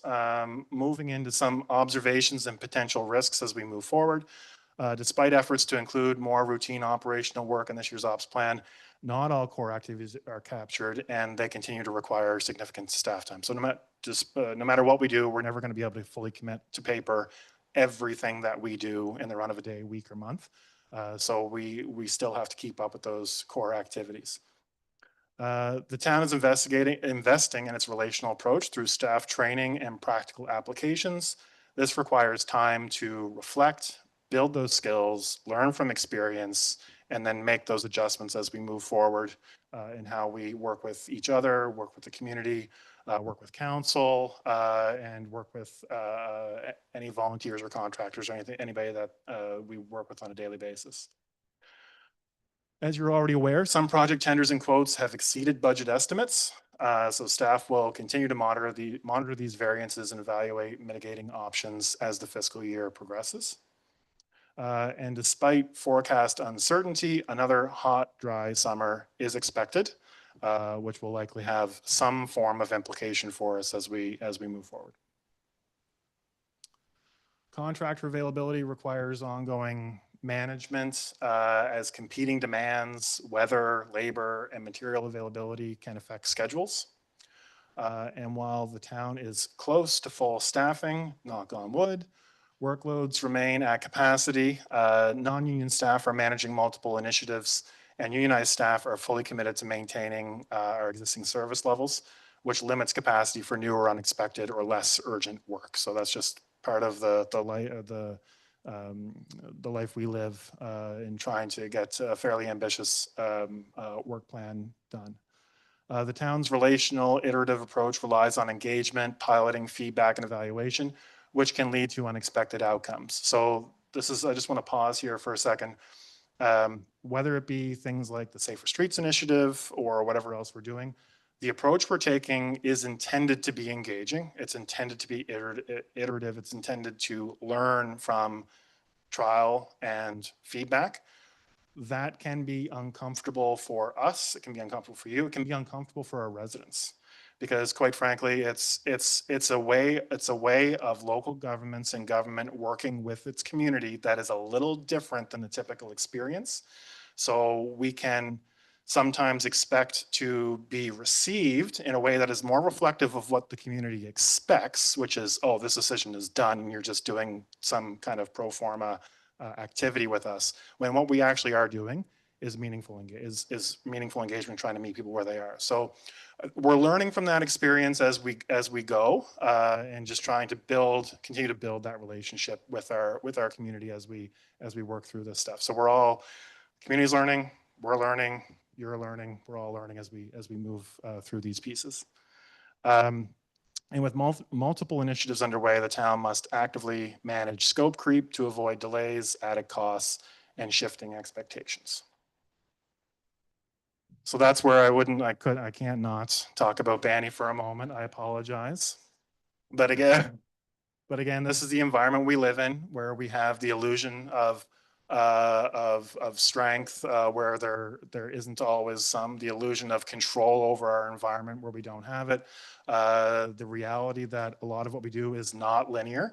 We can plan for pavement patching, as an example, to the best of our ability, and if the rain decides to rain, that gets rescheduled. So we just have those dynamics going on all the time. And then also the illusion of knowledge, of knowing everything about every aspect that we're engaging in. There's always learning to be done along the way. So again, this is just the environment we live in, and we try to mitigate that through preparation, being fluid, creating stability among ourselves, and then trying to build connection again with ourselves and with the community. So that's it as far as the formal report. I'd be happy to take any questions that council has. And by me, I mean them. Thank you, Glenn.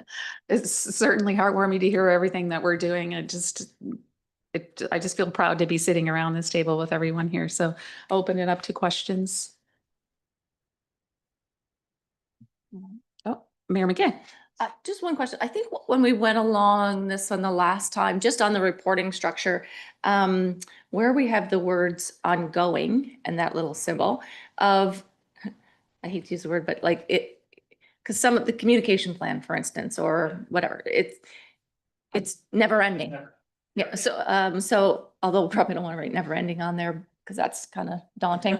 But what is there a way to identify that? Or I guess you don't want to break them out into a separate section per se, but is there is the ongoing symbol maybe, or the ongoing word a different color, like it is that always, well, it will never stop? Yeah, so we had a different symbol there last year Yeah. and we took it away because it just wasn't really communicating what we wanted it to.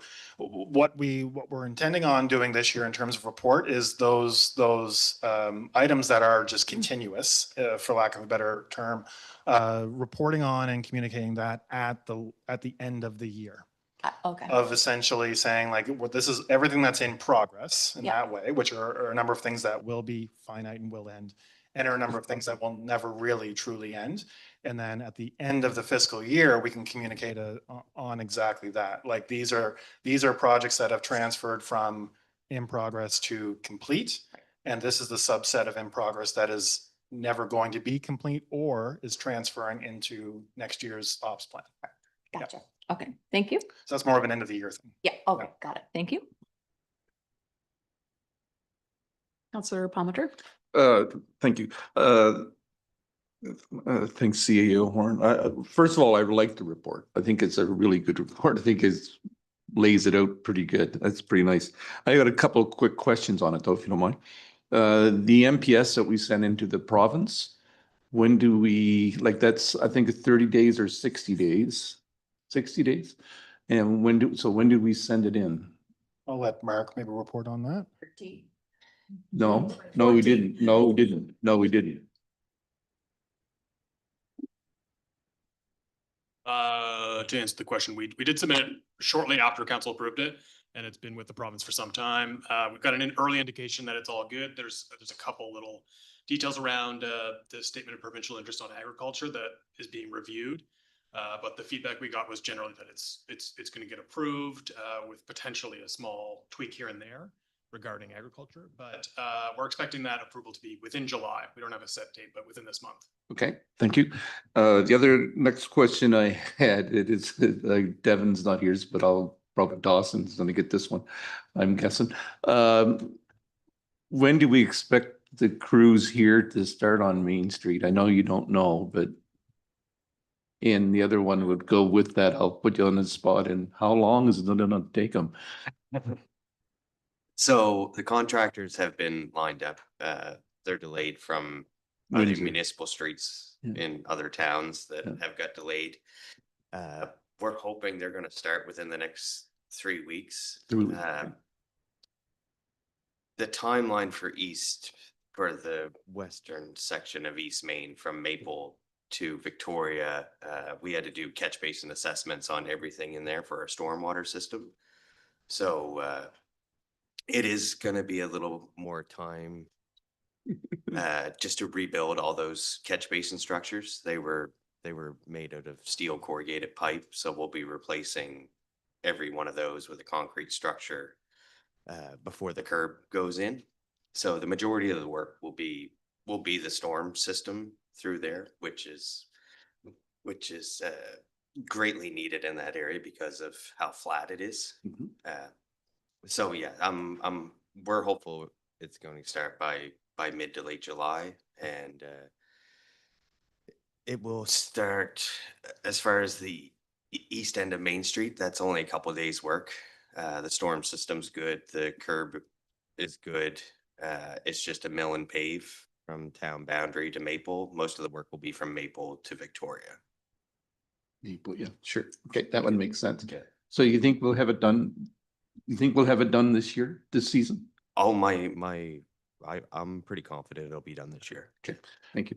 And sorry. No, I was wondering if I can ask Dawson to maybe expand on what we anticipate as far as traffic implications while that work is going on. So the traffic should, it'll be an offset center line. So it won't be stop and go for most of this work because they'll be just working on, because it's so wide with our bike lane section through there. We'll just have an offset center line as they're doing catch basin work and when they start doing the curb lines. So the road will just shift over, and then once they move to the other side of the road, it'll shift over this way. The stop and go will mainly be for bigger digs if there's a deep catch basin, or once we start milling and paving, we'll be into stop and go traffic, but we're hoping to kind of keep it flowing as much as we can. Well, certainly we did downtown that. Yeah. In front of the theater last year, that went very well. So hopefully we have something like that. Yeah.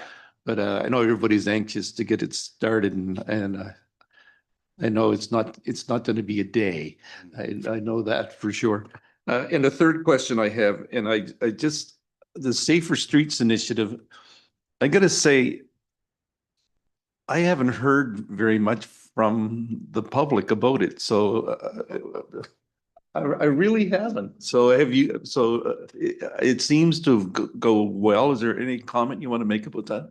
So we haven't received a lot of public feedback yet, because all we've really done is hand out pamphlets and then post some of the signs. I expect that once we actually start to put paint on the ground and make some adjustments, we will likely see a little bit more feedback. That's what we're anticipating, a little bit more feedback then. I don't know if Mark or Dawson, if you're aware of any any amount of feedback to date. I don't think we've received anything in a significant amount, a little bit here and there. I haven't received much feedback from it.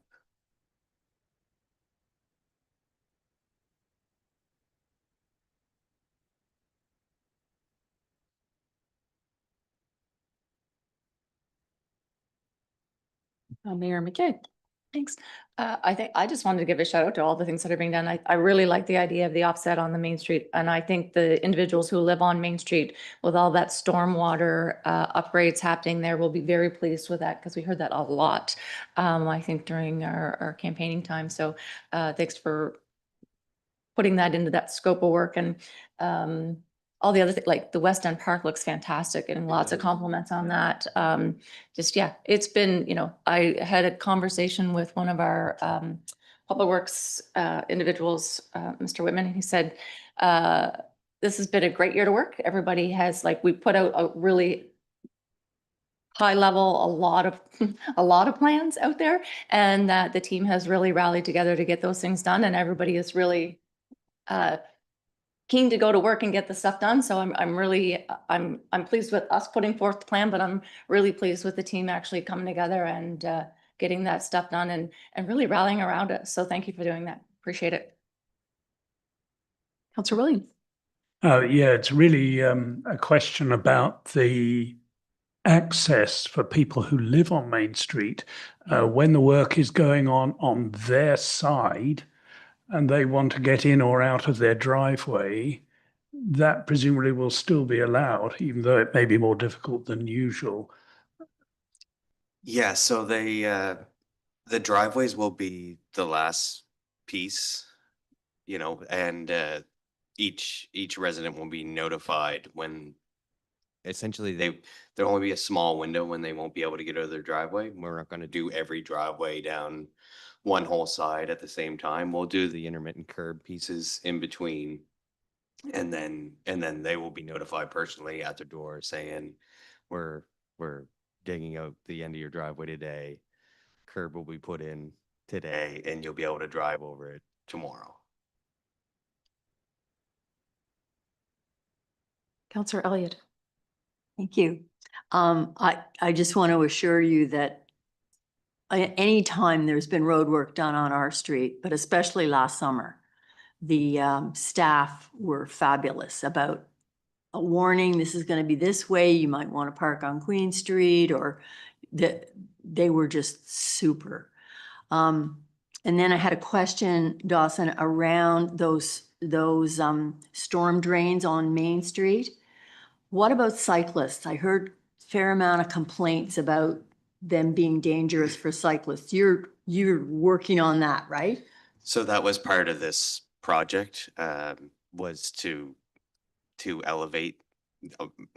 Essentially, those catch basins were sunk because they were dilapidated underneath on steel corrugated pipe, and there's no, it's only asphalt holding in these cast frames.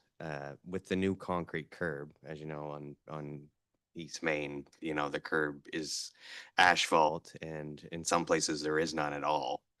But with freeze thaw, when the cast frames are mounted into asphalt, they can raise up and drop down. The new frames will be mounted into concrete, so the concrete will bump out, catch the frame to keep it suspended. So we shouldn't have that issue of the catch basins going up and down and deflection. I just have a quick question to follow up because Councillor Elliott mentioned cyclists, and dare I ask this question because I get it asked quite a bit. One is looking at me going, I know what it is. Where will the flex posts be put up this year when the paving is done?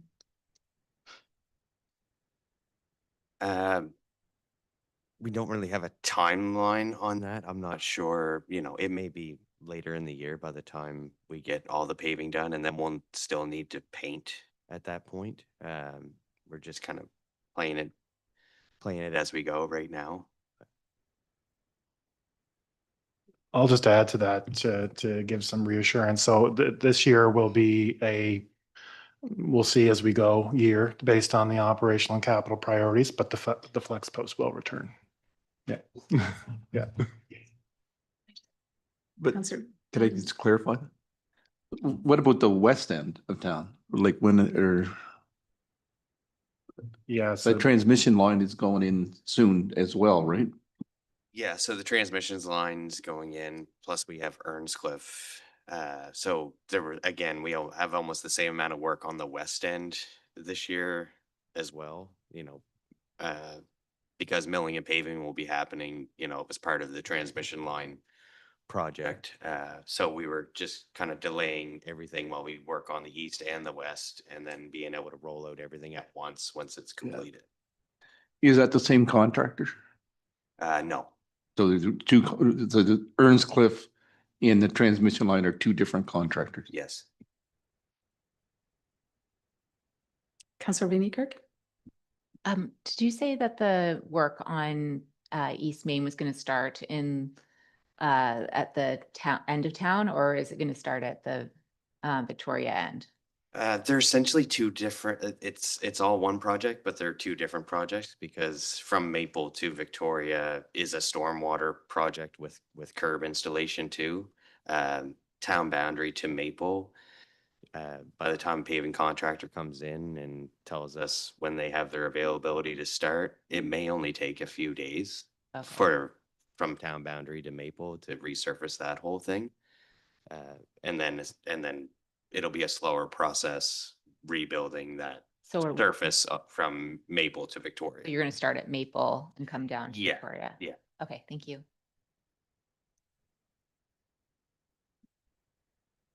I do not see any more lights on, so thank you so much, staff and CAO, for that fulsome report. We really appreciate that. So moving on, I'm going to look at Glenn again. CAO report.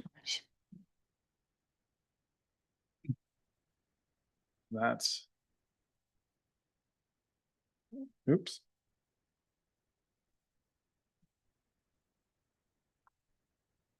All right, thank you, Chair. So I'll start with a couple of key highlights. Again, the CAO report is much more robust, and maybe I'll just make this point as well here. So it's labeled the CAO report, but I can assure you I have very little to do with it.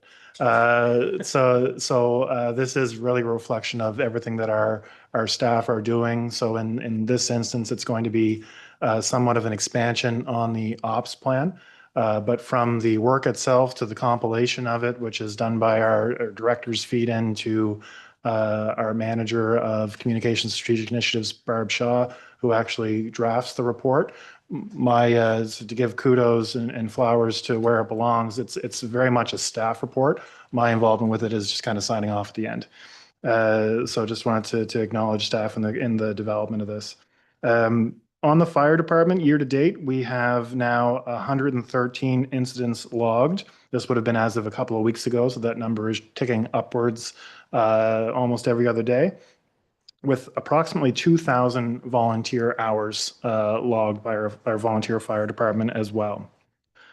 Quick update from the Department of Community Wellbeing on the Acadia Farm. Our summer recreation facilitators, Sophie and Thomas, continue to support the community farm. Most plots have now been planted, but there are a few left. If anybody else is interested in wanting to get started a little later in the season, bike rack and way stations have been installed, and seating and shade umbrella are intact, and vegetables are starting to grow. Looking forward by a couple of weeks, Mud Creek Days are quickly upcoming on July 24th to July 26th. Details are on our website. Al King and the Vineyard Nights are on Friday evening on Main Street. Matt Hughes on Saturday at the waterfront before the fireworks. Added to the festival this year is the Heartland Tour bike tour event, which will be finishing at Devour Studio with a community spaghetti supper. And if anybody is looking to enter a team in the Mud Challenge on Saturday afternoon, we're still looking for teams. I don't know if there's a council team maybe in the works.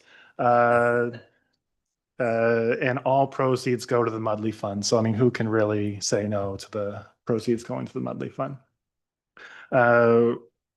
Recreation close to home. So again, Sophie and Thomas are leading activities in various parks throughout the summer. Some scheduled, some impromptu, depending on the weather. And there's plenty of conversation, friendly lawn games and activities to share, as well as we build relationships and gather feedback in different public park spaces. An update on planning and development statistics is provided in your package as well. I won't go through any of those in detail, but you can see the highlights there. And as always, you can, whether it be council or residents, can refer to the planning part of our website for more detailed reports. On parks planning, waterfront park geotech borehole testing and 3D models are underway to prepare for a future flood berm. And we're preparing to provide more of an update to council on this project in the fall. Wayfarer signs are being installed along the Harvest Moon Trail and Millennium Trail over the next few weeks. And new signage in Reservoir Park clarifying where fishing is and is not permitted is underway and will be installed this summer as well. So just really quickly, we're trying to avoid conflict of fishing at the beach. So there's multiple users already at that beach location. And so our approach is we continue to welcome fishing at Reservoir Park, but in the alternate pond. And efforts to name existing parks at Woodman Road, Basin View, and the West End will begin with signage stating this park needs a name.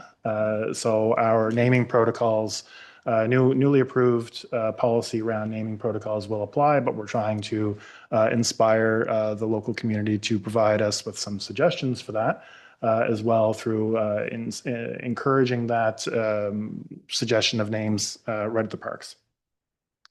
On building and inspection, 49 inspections and site visits or consultations have taken place since the last meeting.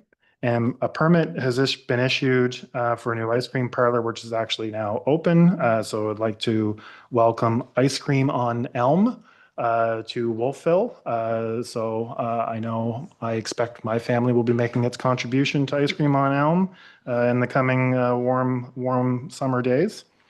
So I'd encourage everybody to pay them a visit and welcome Ice Cream on Elm. Public Works operations, catch basin cleaning program is underway with our new street sweeper on the west end. It's also being used as a street sweeper throughout the community as well, and pothole patching is ongoing. Of note to council and the community, 292 Main Street, the East End parking lot is no longer permitted for overnight parking. That parking lot is now a 3-hour parking lot, and we've shifted the overnight parking down to Railtown. So that's I think all the signs are now in place, and that is now in place. And then finally, storm gates on the public works side. Storm gates have been fabricated and installed at Winter and Willow, as well as on Orchard Avenue. A Reservoir Park algae control pilot project is about to begin now that we have received results of algae species testing. And so the proper unit can now be purchased and installed to begin that pilot. Soups and Sides, we had a successful completion of our second season of Soups and Sides, so almost 3,000 guests through the season of soups and sides. And volunteers and staff hosted a thank you and a debrief session just, I think it was last week, to get a little bit of feedback and begin plans for deployment of that program next year. Over the course of the next couple of months, as council takes a well-needed break in August, we'll be making some changes to town hall as well. So we've already done some reconfiguration with office space in town hall with the finance staff consolidated on the first floor and the CAO office staff consolidated on the second floor, as well as our new director of community well-being taking up office space in this building on the second floor, and our compliance staff has moved to the second floor as well, directly across the hall from the director of community well-being, to again give a little bit more close quarters to functional units in town hall. As we move into the summer, we'll also be doing some minor renovation at the front end of the building to create another office in the tax office space, another private office in there, as well as the council chamber will be getting a bit of an update and a makeover with a flip to the orientation of the horseshoe. So the horseshoe will be on that side of the room. As well as new furniture, removal of the carpet, new AV equipment, and just a general freshening up of this space, both for use and for occupational health and safety. I think that is where I will end my comments and take any questions that council might have. Thank you, CEO Harn. Councillor Van Niekerk. Could you tell me a little bit more about the Reservoir Park algae control pilot? Martin?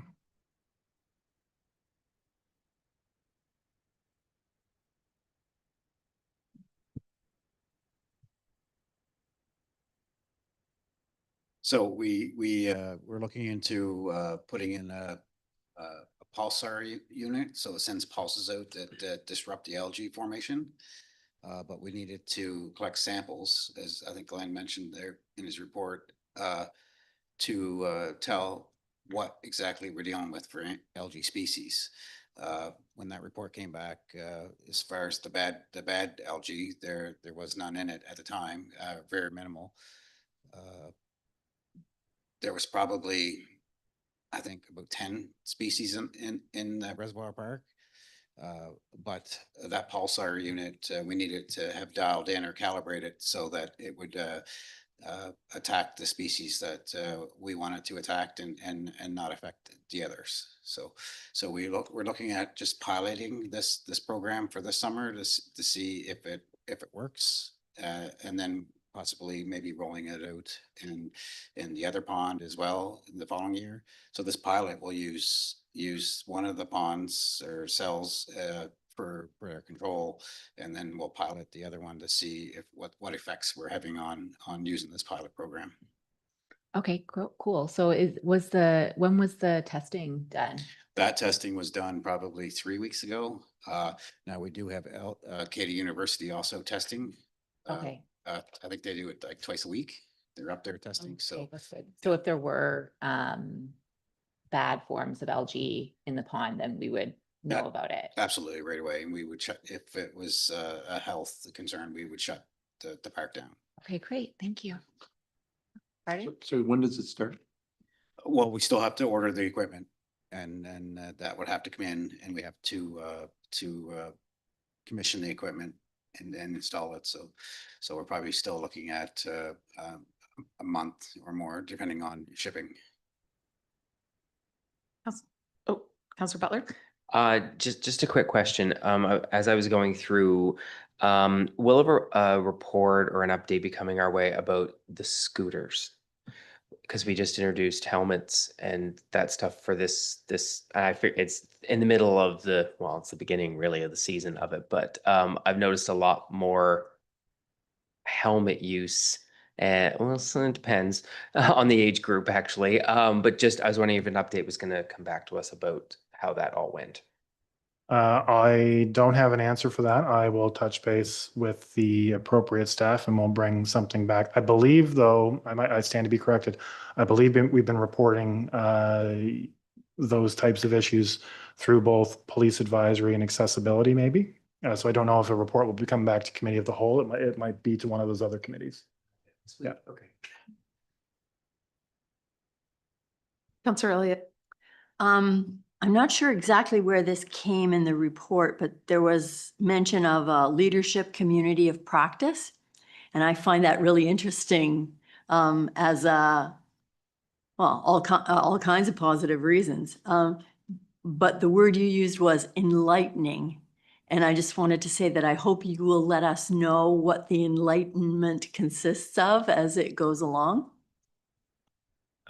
So absolutely. But what I'm hoping at a future date is it won't be me letting you know what the enlightenment is, but rather the participants in our community of practice can share a little bit more about what they're not only learning, but how it's being applied and brought to life in our workplace. Yeah.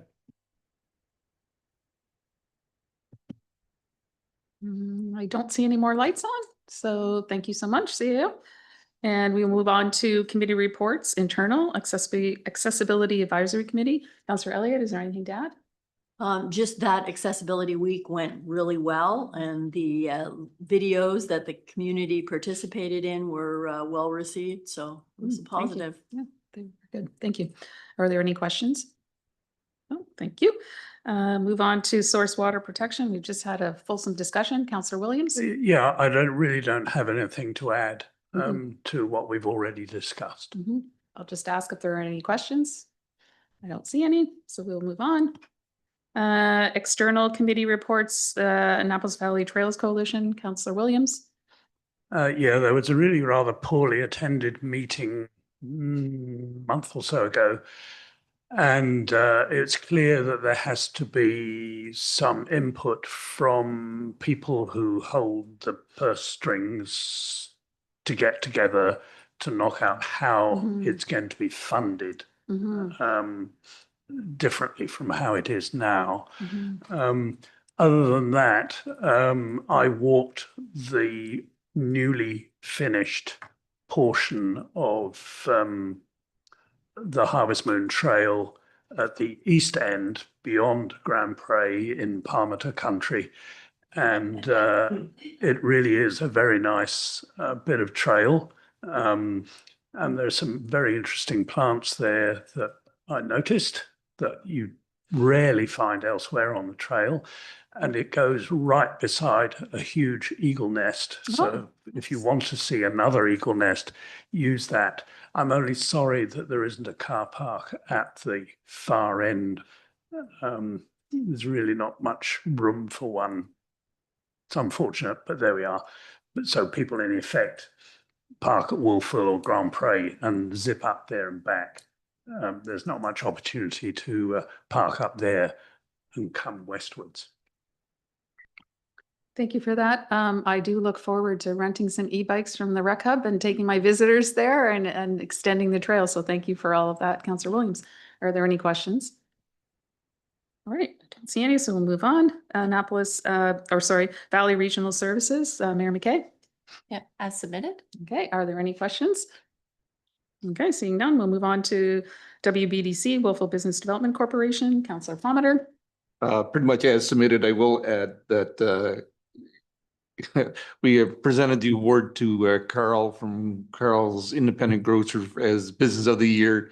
And man, so there should be some pictures around of him like the Stanley Cup over his head. And if anybody hasn't seen the award that the WBDC uses, it's actually made by the same guy who did our Wolfville sign. It's actually quite an impressive trophy. I'm sure it's on display somewhere down at and we did rename it the Bob Rye Award, named after a guy who did something significant in our town, I think. Thank you. And Councillor Van Niekerk just said it was Al Sims. That was the designer of that. So thank you. All right. Are there any additional questions to Councillor Palmater? All right, we will move on. So we're on number 10. Can I have a motion to go in camera, please? I would move that we go in. Okay. Okay, 1, 2, Two. Counselor Elliott and Mayor McKay. Thank you. That was the first, okay, second, yes, we're a second. All those in favor?